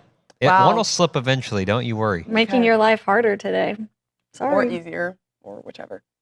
Yeah, however you take it. Anyways, we have some news from Callie Garner in our Angry Elephant News and Social Center on a topic that I feel like we've kind of rehashed over and over again on the show, but we'll hit it one more time. So in some recent news, as we've seen, Jacoby Matthews, who was a part of the 2022 #1 recruiting class, has now transferred to Auburn after his year at junior college. During his 2022 season here at A&M, Matthews played in 21 games, totaling 66 tackles, including 46 solos, 8 pass breakups, and 1 interception. Yeah, he transferred in 2023 and then finally found a landing spot with Hugh Freeze's Tigers. Wish him the best of luck, but it's just crazy to see how that 2022 class, most regarded, highly rated, has just absolutely crumbled for A&M. Only 5 of the 30 players either finished their career at A&M or are still here. Shamar Stewart was one of them, Le'Veon Moss, Bryce Anderson, Mark Naboo. And there was one more that we'll get, but yeah, it's just Theo as well. And I think that topic is kind of where I know Billy talked about this on his podcast, but where the battered Aggie syndrome comes in with the #1 recruiting class and how Aggies are not fond of that idea happening potentially again now or down the road in College Station, but it's not a bad thing. I think that has tainted A&M's perspective on the high recruiting class. Also, it's Mike Elko now. Yeah, you can't. Different world. Billy said this yesterday. New era. You can't fault him for something he didn't do. No. You can't be scarred by #1 class again. We should all be excited about a #1 class, and if you're not, sounds like a you problem. I need that clipped. Yeah. It sounds like a you problem.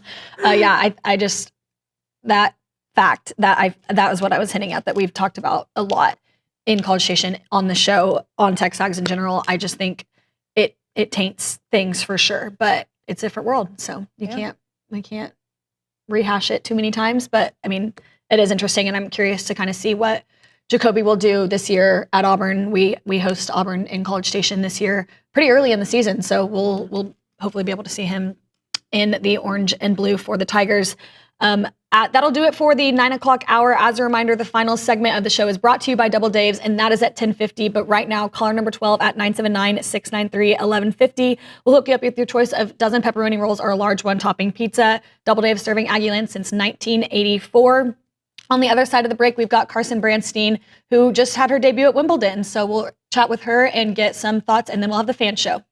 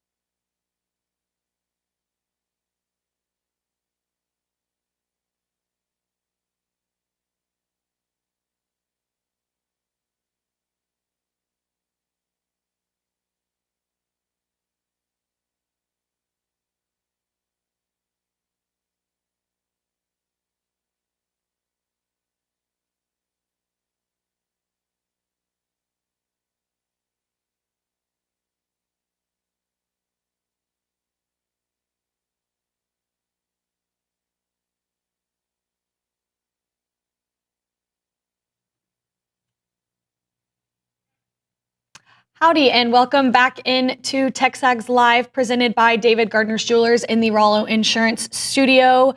We are super excited for this next segment, getting to chat with former Texas A&M standout Carson Branstine, who helped lead the Aggies to their first ever NCAA title last year after coming back from an injury. And now, just at age of 24, she has made her debut at Wimbledon.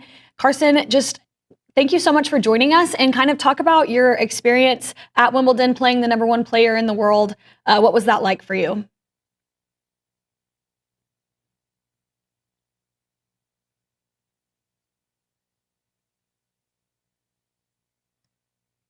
I think we have a little bit of technical difficulties. Some audio. We'll get back to her in a second, but let's just chat about what she's done so far. Yeah, I mean, like a heck of her career, honestly, because you go from winning a national championship. I know she had a couple stops along the way in college, but the success and having the pro success also at Wimbledon. At the age of you're 24 right now.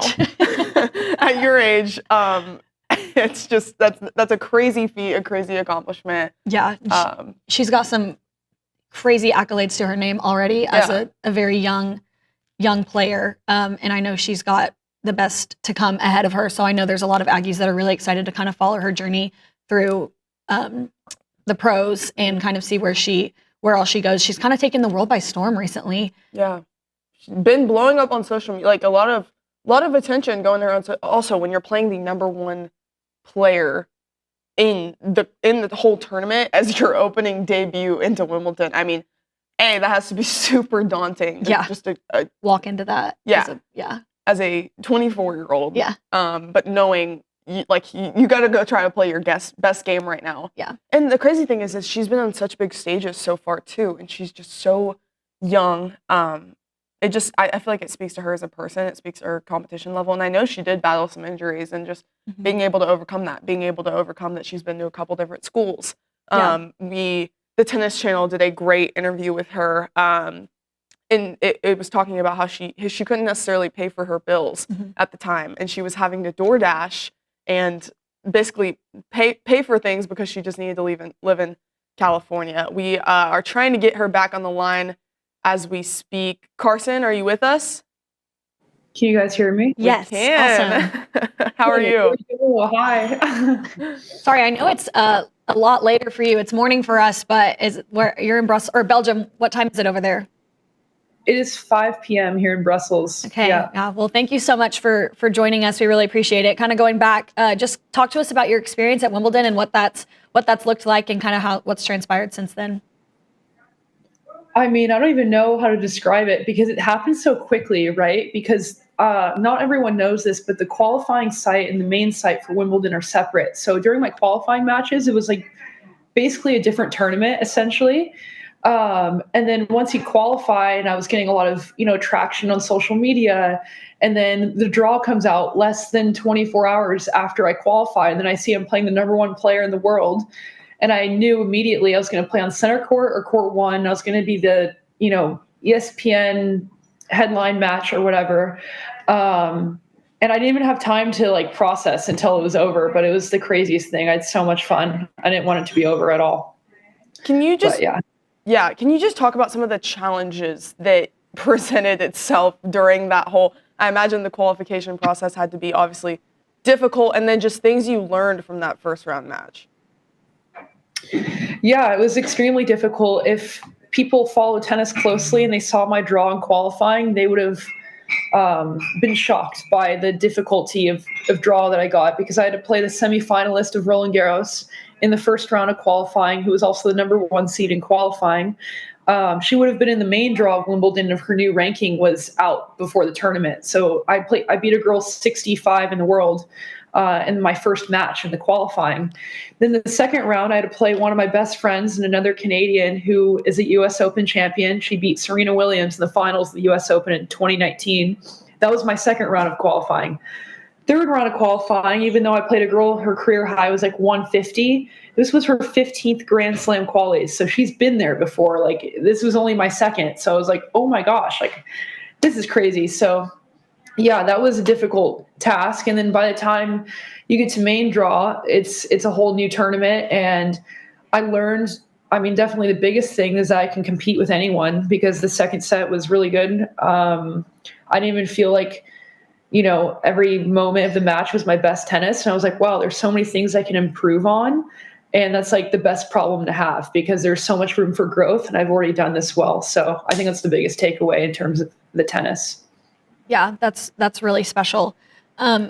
Playing as a pro in something like Wimbledon, I'm sure is something that is hard to even comprehend as a tennis player. How would you compare the experience of playing as a part of a cohesive team, where every match not only contributes to your personal success, but the success of a team and making that better versus playing as a professional where it's all on you individually and everything is about improving your game and getting your steps further to advance?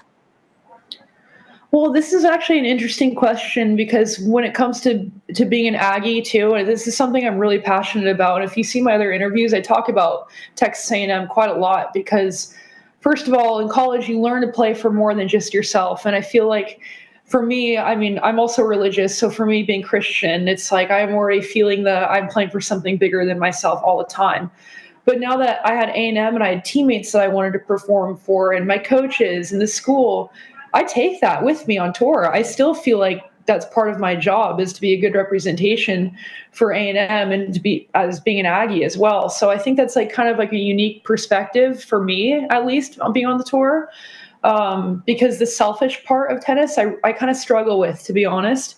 It's a really selfish sport. I mean, obviously it's individual. But kind of having that team experience in college, I think really helped me prepare for these things because yeah, of course. Like when you go out on court one at Wimbledon, my first set wasn't great. It wasn't like I was necessarily nervous. I was kind of like out there and I was like, okay, now what? But I wasn't nervous because honestly, playing Georgia at Georgia during the SEC tournament or something is way worse because people are ripping you apart and saying things in the crowd. Wimbledon, that doesn't happen. They're just clapping and everyone's dressed well, like whatever. But yeah, I take the college experiences as something that like I want part of me on the tour. So I think that's a little bit of a unique perspective for me, even for other college players. What was it like just walking out to court one of Wimbledon? I mean, I imagine that feeling, not really something you can replicate, but again, you talked a little bit about the emotions, just the initial seeing everyone, seeing the stands. That's got to be so cool. Yeah, well, because when I first made main draw, and then I also drew the number one seed, they took me on a tour of the center court because it was between center court and court one. I wasn't sure the schedule yet when I first saw my draw. So they took me on a walk, like a special thing. I saw all of like the royal box and where all of the royal family goes and sits and hangs out between the matches. They saw where I'd walk on court, and they kind of took me on like a walk on the court 2 days before my match. So I already knew what the court looked like in the atmosphere, but then once you're actually there, and then my court was completely full. At one point, like in the second set, there was no seats open. It was packed. And when you walk out, you kind of like take a second and look around. You're like, oh my gosh, like I'm doing this right now. This is what everyone dreams of. And these are things that you think of when you're a little kid, when you first start tennis, like, oh, I want to play Wimbledon. And I was like, oh my gosh, like this is it. Like my dreams are coming true. So it was so cool. And yeah, I loved it. I wish I could play courts like that every day. I like the big crowds. I like the big courts. Yeah, that's really, really awesome. As you kind of mentioned earlier, tennis is a very selfish sport. How do you kind of manage, especially now in pro life, and maybe it's been figuring something out that's different for you, how do you kind of manage the mental side of tennis and the mental game that you're playing with yourself throughout all of this craziness? Right. Well, that's actually been the biggest struggle for me. I'm really hard on myself, and a lot of people know, like, I'm very animated when I play. I'm really, tough on myself more than I should be, like guilty a little bit. But yeah, the mental side is definitely the biggest hurdle, and I think a lot of players have been talking about this publicly lately as well on the pro tour. It's just weird because some weeks you're doing great, everyone loves you, and everything's so much fun. But then it's the opposite because tennis, you're playing every week and it's only you up there. So the whole spotlight is just like hyper focusing on every single move that you do. And I think it's really easy to overthink things, first of all. I mean, I know I'm guilty of it. I would argue 99% of players are kind of the same way. And I think the best thing that you can do for yourself, at least so far in my experience, is just making sure you have the people around you that you know you can trust, whether they're with you physically or on the phone and stuff. Having a good support system is number one, absolutely. Because if I didn't have the coaches that I have and my best friends and everything, I don't know how I'd do this, honestly. Because it looks glamorous. Of course, like, oh, wow, you're at Wimbledon, but I'm doing a job. I have to take care of my body. I have to eat a certain way. I have to sleep a certain way. I have to prepare for my match. And even though I was in London for, 10, 12 days, I didn't even do anything interesting. It was hotel, tennis courts every single day. So that's just the reality of it for sure. And so, yeah. We got to watch a Tennis Channel interview you did, and you spoke proudly about being an Aggie and love Texas A&M. You kind of went through your process of how you got there as well. And you said being an Aggie was one of the best decisions you ever made in your life. Can you just kind of elaborate on why you feel that way? Well, I didn't have an easy journey through college because I was a double transfer coming into Texas A&M. So I came to A&M as technically a junior, but I stayed 3 years at A&M with everything just to finish my degree and with the team, everything, whatever. And I know as Aggies, we talk about this a lot, but the Aggie spirit and the culture of the school, a lot of people like to put down and all this stuff, but it's a very real thing. And that's something that I didn't get the first two schools I was at. I didn't really know what that was about, but I was interested. And now that we had so much success with the team and I made some of my best friends, I loved my coaches, and just the day-to-day life of being a student at Texas A&M was so much fun. Like, it just felt like home is like the best way I would describe it. So yeah, I was injured too. I had my fourth surgery my second year at A&M, and I really thought I was going to finish my career. I thought I was done with tennis. I was burnt out. I was embarrassed that I was injured again. I had a lot of guilt. And the people that were around me there were honestly the biggest reason of why I tried one more time. And so that's why I said it was the best decision I ever made, because I wouldn't have done any of this or any success. I would not be in this interview right now talking about playing Wimbledon if it wasn't for Texas A&M. And for that alone, like it's a priceless thing. And I have all these memories and experiences I'll have for the rest of my life. And it did come from being an Aggie. So yeah, I love talking about it. I always tell people I wear my Aggie rings right in my bag here. I was just in the gym, but wear my Aggie ring everywhere. Every time I finish practice, it's on for interviews if I can, if I remember in time. And yeah, it's cool. That's awesome. Yeah, I'll give you one more here. Staying on the A&M track, I was able to attend all of the NCAA tournament matches for this year's team, watching them kind of advance throughout the tournament, and I'm sure you followed them closely. That was a really exciting run for them. What kind of do you think about Mark Weaver and what he's able to do with this current A&M program, and where do you see them continuing to go in the next couple of years? Right. I mean, that's hard to say because recruiting and stuff is always a tricky thing, especially for tennis, going back to that individuality. A lot of players and young players, and we get a lot of foreign players in college tennis. You never really know what to expect. Things can change very quickly and whatnot, but I have full confidence in Coach Weaver. He is not only an amazing tennis coach, but he's an amazing man too. He was like tennis wisdom to me all the time. If I really was hurting and had a problem, I would call him up and be like, I need help, like, please, like, give me something to build on right now, because I know, oh gosh, sorry. But yeah, I have full trust in him. And, that's another reason why, like, I'm out here too. And I love talking about it. It's because I want to help the program even now that I'm not there anymore. I hope that, me doing well and being in tournaments like Wimbledon and talking about being an Aggie publicly will also help his path with recruiting, because it's not easy, with tennis, it's weird. So yeah, I think everything will work out the way it should, and there's no reason why they shouldn't be one of the best teams in the country every single year. So yeah. How easy was it for you to transition from playing college tennis just to the professional ranks? I imagine going from, the college ranks and dealing with some of the injuries and the challenges that you overcome, the professional ranks may have been a little daunting to you. Just what about that in your journey throughout this process? I think for me as well, this is also a little bit unique compared to a lot of college players because prior to college, I had a lot of experience on the tour already. I was ranked around 450 in the world before college, and I was top 5 in the world as a junior.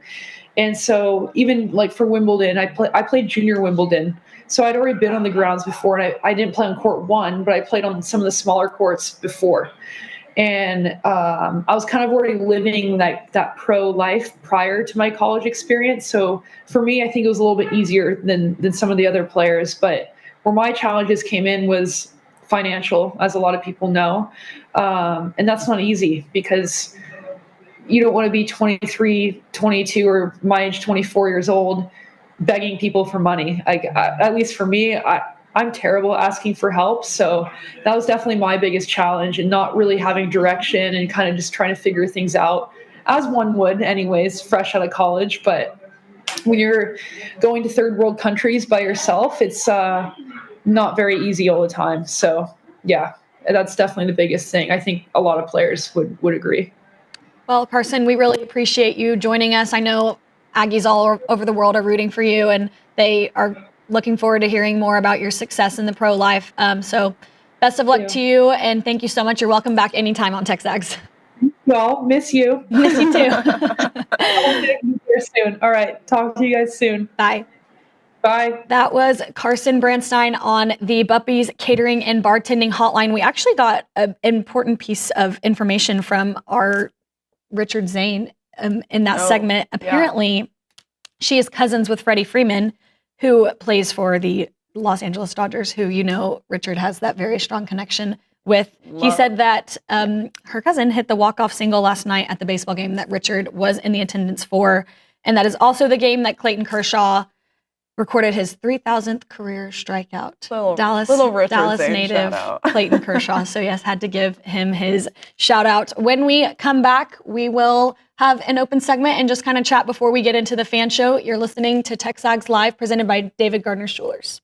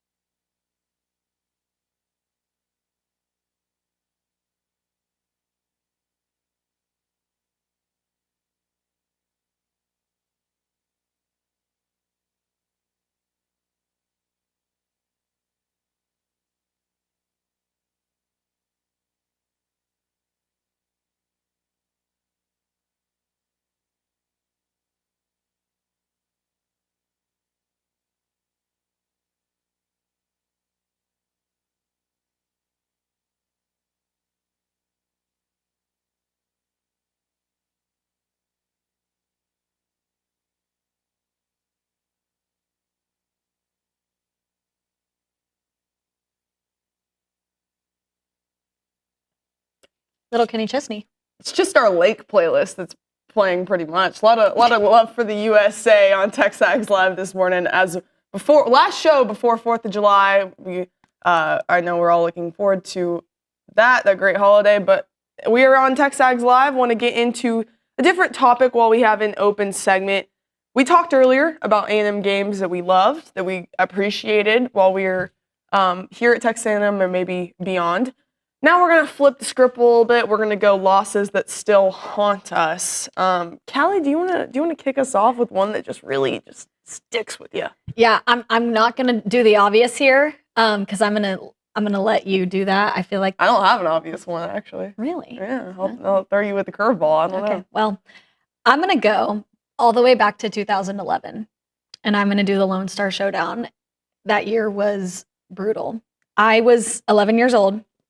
And I don't think I was more of a diehard fan then than I am now, but I feel like my vision has shifted on like being a fan, if you will.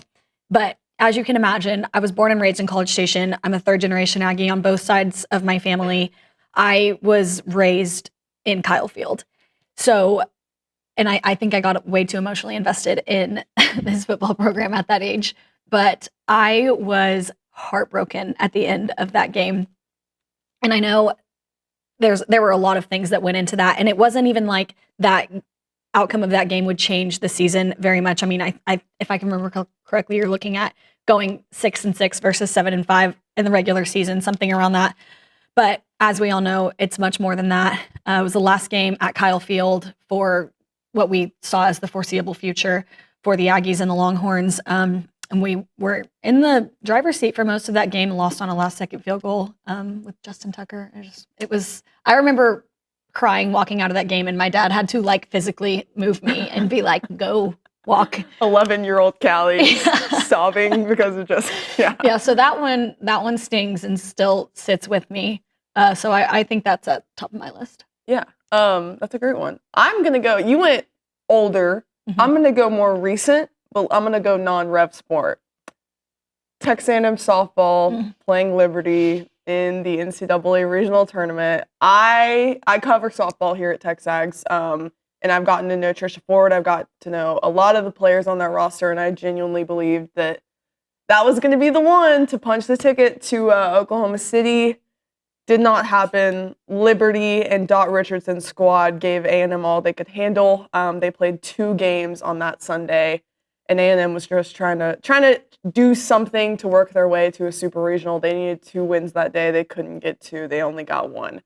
That was heartbreaking for me. I know we were really looking forward to seeing that team excel in the postseason. Yes. Especially being number 1 all year, seeing the talent that they had on that roster. And seeing seniors, it, be executed on the field. Like you knew they were talented, and throughout the season they constantly proved it over and over again how talented they were. That was a hard one to swallow for me personally. I was I still not a fun one to talk about. We're gonna just quick shoot some ones that we just we're coming off with off the top of our brain. We've got to go App State as probably number 1, and then the second one for me is probably Wofford on the basketball court. Yeah, also not a great one. Had a loss to Clemson in there at Kyle Field. That's my number 2. Yeah, is Clemson and at Kyle Field. Thought you were gonna handle that one. They go on to win the national championship.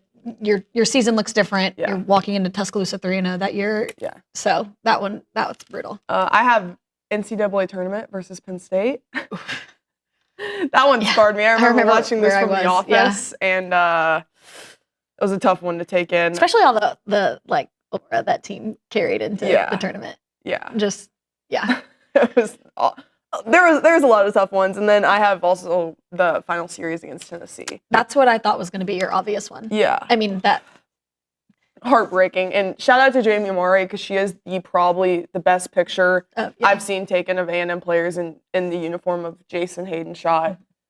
Letting some tears out after that loss. That was a really hard one. And then we all know what took place after. You don't want to get into that? That's up to you. Yeah, maybe we'll. Maybe we'll stay away from we're going to stay away from arch rival coaches for now.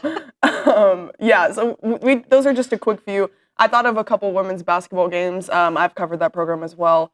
Anytime they play South Carolina and LSU, it is not a great showing as of in the last couple years. So I feel like when you also talk about wanting to be, every program in A&M you want to be great, right? And that is just one that some of those games are just haven't gone A&M's way in particular. That's a nice way to. Yeah.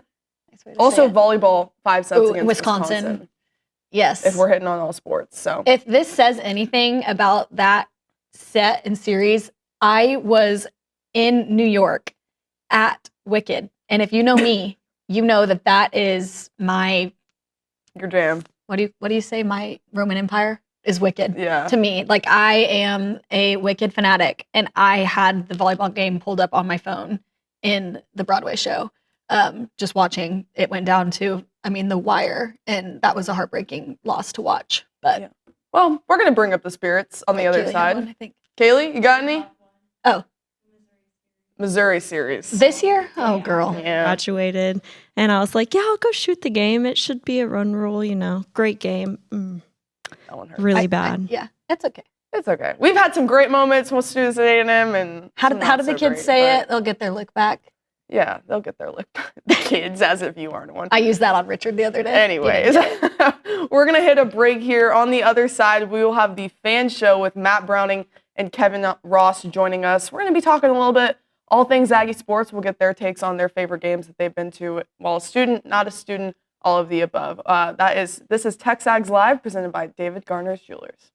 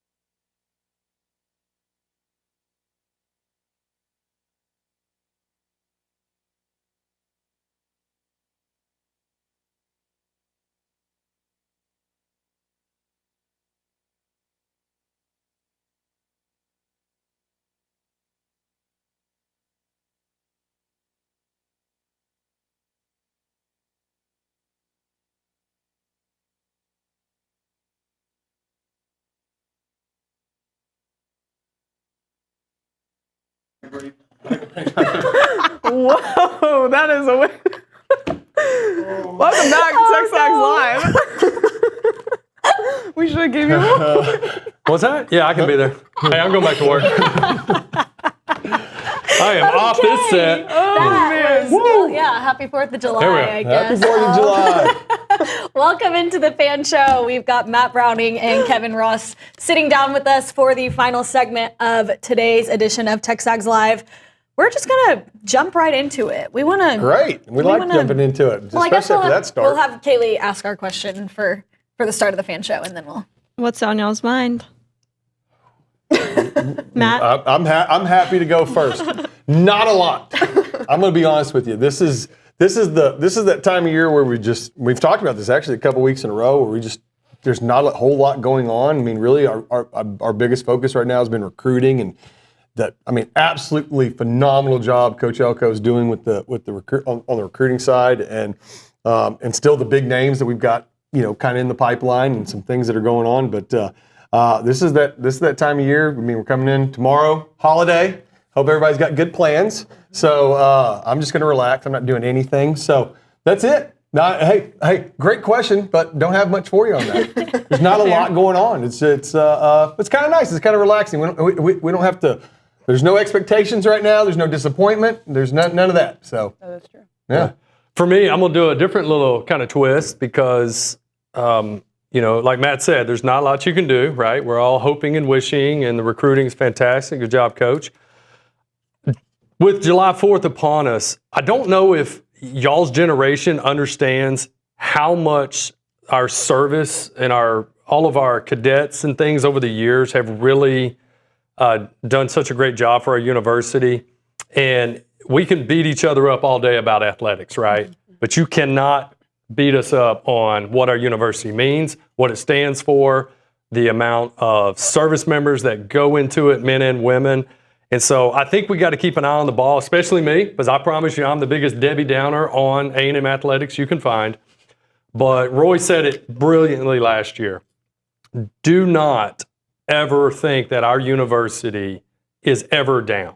It's not. Our university is amazing. Right now, athletics is down, and it's easy just to harp on it. And with July 4th coming up, just want to give a shout out to our service members and men and women sitting in those stands, because they're the ones literally wearing wool in 100 degrees while we're up there in shorts and T-shirts sweating. So that's what's on my mind, and I appreciate that about them. Yeah. No, we love That's that.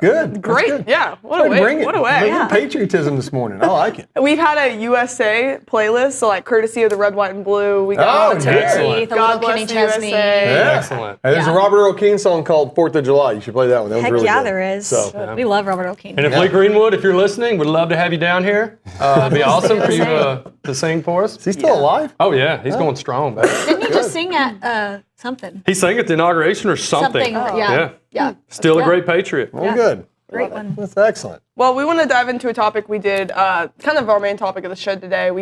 Being recent A&M grads, we were talking about our favorite games while we were students at Texas A&M University. We were in college around the same time. Mm-hmm.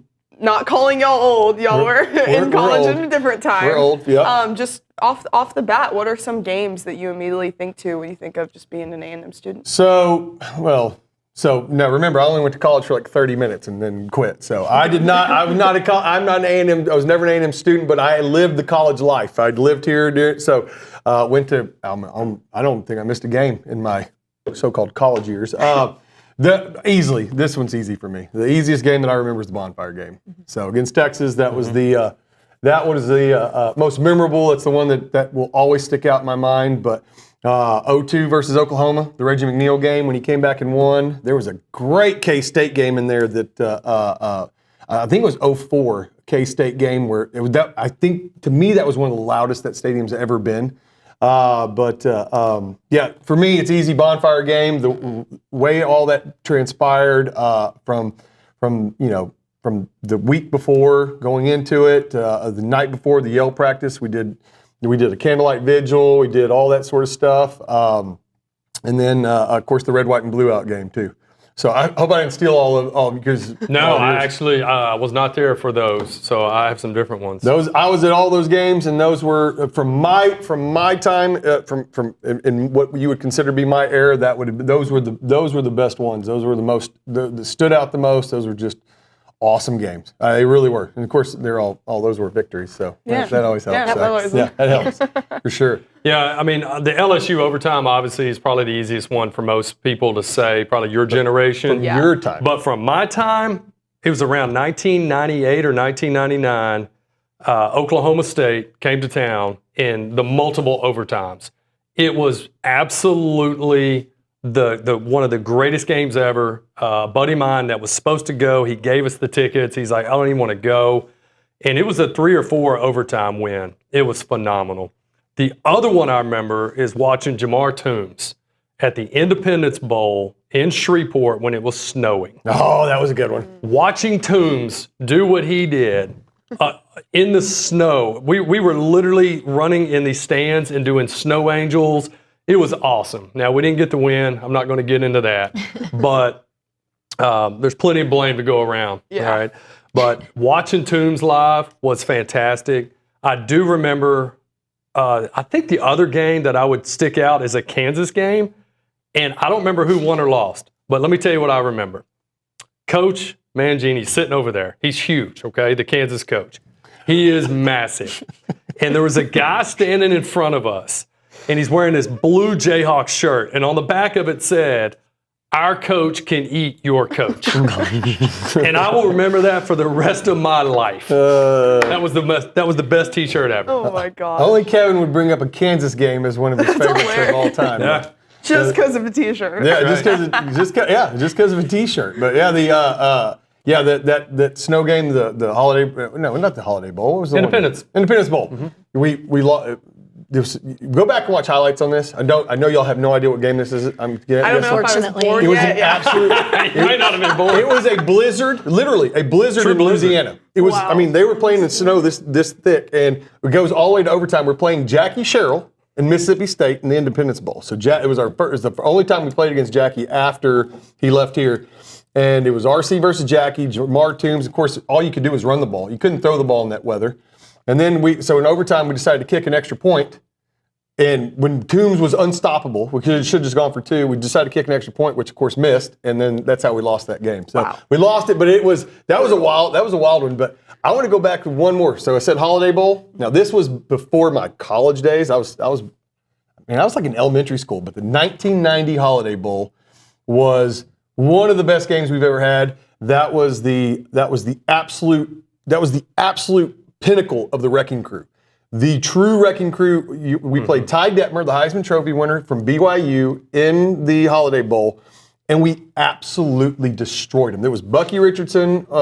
Bucky was our quarterback. This is the team that had Corey Ott and Marcus Buckley, Kevin Smith, Sam Adams. You're talking about was Roper? I can't remember if Roper was on that team or not, but absolutely the most dominating performance we've ever had. Go back and watch highlights on that one. They got YouTube. It's real grainy, okay? Yeah. This was old school. This was not HD. There's no high def on this, but we absolutely destroyed them. And that's when Bucky. We lined Bucky up as running back a couple times in that game.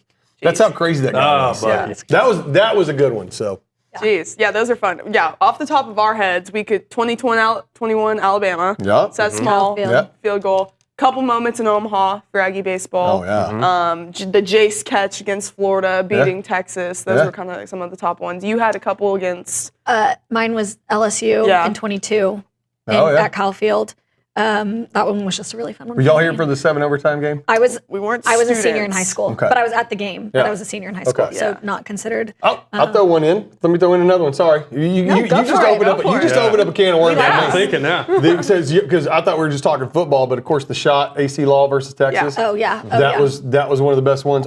Anything AC Law did in the tournament, other than the missed free layup against Memphis. We're not bringing that stuff up today. That one really hurt. But easy layups, we're not talking about. But yeah, from a basketball standpoint, that one will always stand out. That one was awesome. So, but yeah, great topic. Good job, it's always fun to kind of reminisce on. We got to remember the good. Big sometimes. Did you ever get to see Shesh play baseball? Who? when Shesh was playing. Did you remember those days? Yeah. So before the renovation at Bluebell, you got to remember, we had kind of like Mississippi State had, where you could go sit in the back with couches and barbecue pits. There was a time you could do that in the 90s. It was really classy. It was really classy. I can only imagine what could go wrong. Like I love the fact that right now we're still letting kids do that to a point back there in left field. I'll be honest with you, the Oregon game, baseball, super regional, 2 years ago, we were sitting in right field. I was doing my job. You need me. You want me on that bullpen of the opposing players. Right. Like I've got some great material.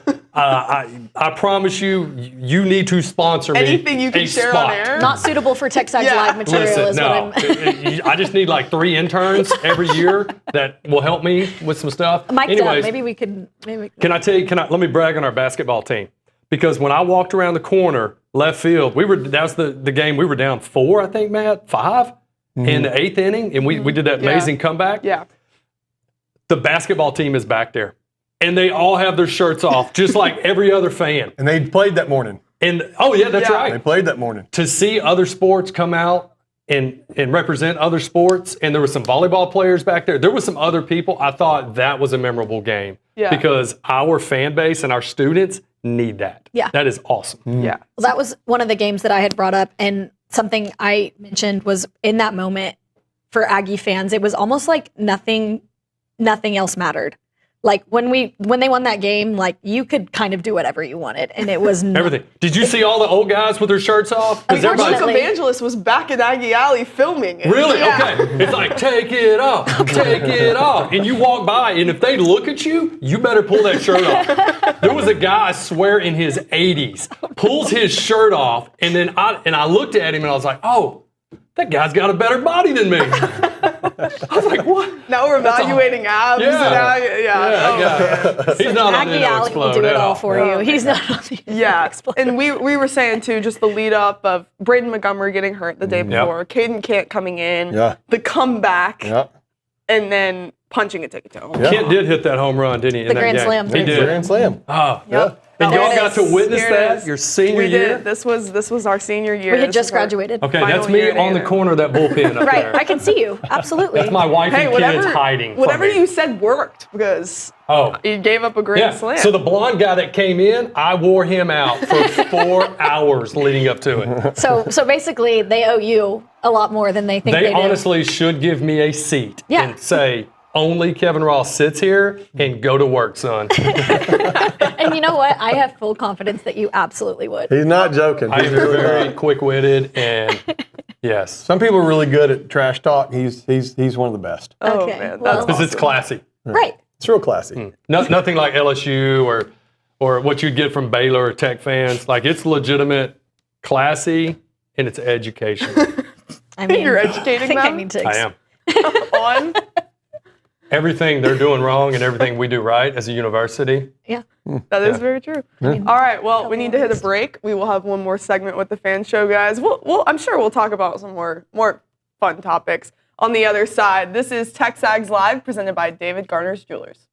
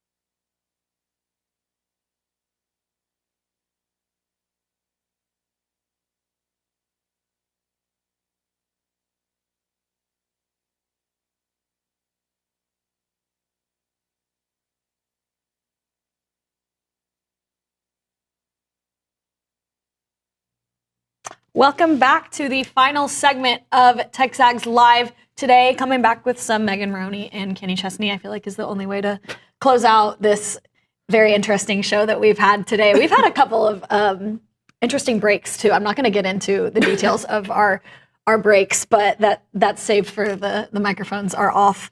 But yeah, I looked it up. Yeah. So we're talking about the Independence Bowl, the Snow Bowl, as they call it. I was not born yet. 2000. I was not what's 2000? alive. I was, yeah. Hey, You were maybe I watching was. the I mean, World. I saw the Carter administration, so I was alive. I remember that game well, actually. So, yeah, we were in full maroon and they were in full white. So I mean, like head to toe. They probably I wish blended in a I little was bit. wearing my coveralls from the deer lease because it was that cold. You were there? Yeah, I was there. I watched that one on TV. Oh no, I was there, and you know the best part? I got on a heater on the craps table at the Horseshoe Casino right after that. Paid for that trip. There you go. Oh man. Well, a release was just posted that I kind of want to get y'all's thoughts on. Literally just came out now. Texas A&M football season tickets are officially sold out for the third straight year, with the 12th man already purchasing over 93,000 tickets ahead of year 2 of the Mike Elko era. Just a lot of loyalty to Texas A&M in this program. Just your thoughts on, and also the recruiting heater that they've been on, just what they've been able to do recently. Yeah. No, it's phenomenal. Shout out to Coach and everybody involved in it. So I'm going on 25 years, season tickets. Renewed mine. I'm doing my part. I'm buying the popcorn. I'm buying the T-shirts. Excited that many people are ready to show up. It's just time to get it done. So it's exciting to know that your fan base is still there. It's exciting for everybody involved in it. I hope our recruits truly understand and appreciate it. I don't know. It's hard when you're 18, 19 years old, but if I was a recruit knowing that 93,000 people have already really committed to come watch me for 4 hours, I think that should mean something. Yeah, so for sure. That's exciting. I mean, it screams that, look, we're not going, I mean, this is the best fan base in America. Yeah. We really are. Hands down. We are the best fan base in America. I mean, other universities need results to have results on the field to do this. We do it. We do it through heartache and disappointment and everything else. And so, but every year we get excited again, and every year it's our year. So hey, this is our year. We'll see. But no, I mean, to sell out every year. I mean, that's what else do you expect? We're Aggies. But think about this, Matt. We're selling out without championships to show for it. Yeah. So you can't say we're bandwagon. No, That's something. Think about you can that. never call Aggies All those other bandwagon. universities, they only sell out in the years that the bandwagon shows up. Can you imagine once we start getting our championships, we're gonna need more seats? Yeah. Like, how long is How this are they waiting gonna list? expand? Yeah. Did y'all see they will be implementing LED lights in Kyle Field this next season? Ooh. So that is it literally. Trev talked about it on the Studio 12 podcast. It came out recently. Are y'all like? I feel like some people are like against that. I think the old Army would for be whatever considered. reason. I don't think. I would need the pros and cons. Yeah, I mean, I don't think it's going to. I mean, we already, in my opinion, we already have the best game day experience on the planet. I mean, adding LED lights isn't going to do anything. It could make it cooler. Yeah, I mean, it might make it neater. Again, things are changing. We're trying to appeal to. I mean, they're trying to appeal to the younger generations. Right. I mean, us old guys, we don't care. I mean, I want to see good football. I don't care if there's lights blaring in my face. I'm not going to stroke. You know. But here's the thing: if we're 11-1 each year, if we're 10-2 each year, yeah, man, let's tread lightly here. If we're 8-4, 7-5, try something. It's okay. Try it. Yeah, I agree. You're also you have recruits on the sidelines, and if they go to every other stadium in the SEC, unfortunately, that is something that 18-year-olds are probably like, wow, this is cool. You know? Oh, 100%. Yeah. And then plus 100,000 fans. Yeah. Now you got a light show going on. I think this environment, these upcoming You years. have to know your audience. Let's get a and you drone have to show. cater to your audience. Let's get a drone show. Those look cool. Yeah. Those do look cool. Drone shows look cool. Yeah, a lot of SEC stadiums have done that. I know that not even just football either. They've kind of implemented that across baseball too. They look neat. Yeah. So I've seen. Have you seen the one the George Bush Library does, 4th of July, Yeah, their I drone actually show? have seen that. Yeah, I mean, man, you get that over Kyle. Whew. Yeah. Hey, just keep Especially up. like put our players' faces and stuff in it and their numbers. That's how you lock them in. What would a Mike Elko picture in a drone look like? Oh, I don't know. It'd be pretty awesome. Some Johnny Muddy signs, something like that. Gosh. Yeah. Hey, now you're thinking it. They need to hire you. Yeah, big brains over here. We've got the creative I like Gene. it. Yeah. I Okay, like you it. said you're not doing anything for the 4th of July. Quickly, anything you got planned? Just probably go to a couple buddies' houses, hang out. We're not going out of town. Maybe go to the lake this weekend. And, Sounds like the truly, perfect weekend. Truly enjoy America because we are beyond blessed. We're beyond blessed to be Americans, Texans, and Texas Aggies. I don't know if you can get better than that. You're dang right about that. Couldn't have said it better myself. Couldn't me either. All right. Hey, that's the fan show. That's the fan show. We appreciate you watching TexAgs Live today with Callie Garner, Kaylee Dreyer, and myself, Kay Naegeli. Hopefully we get to host again. We will see you on the next one. Y'all did.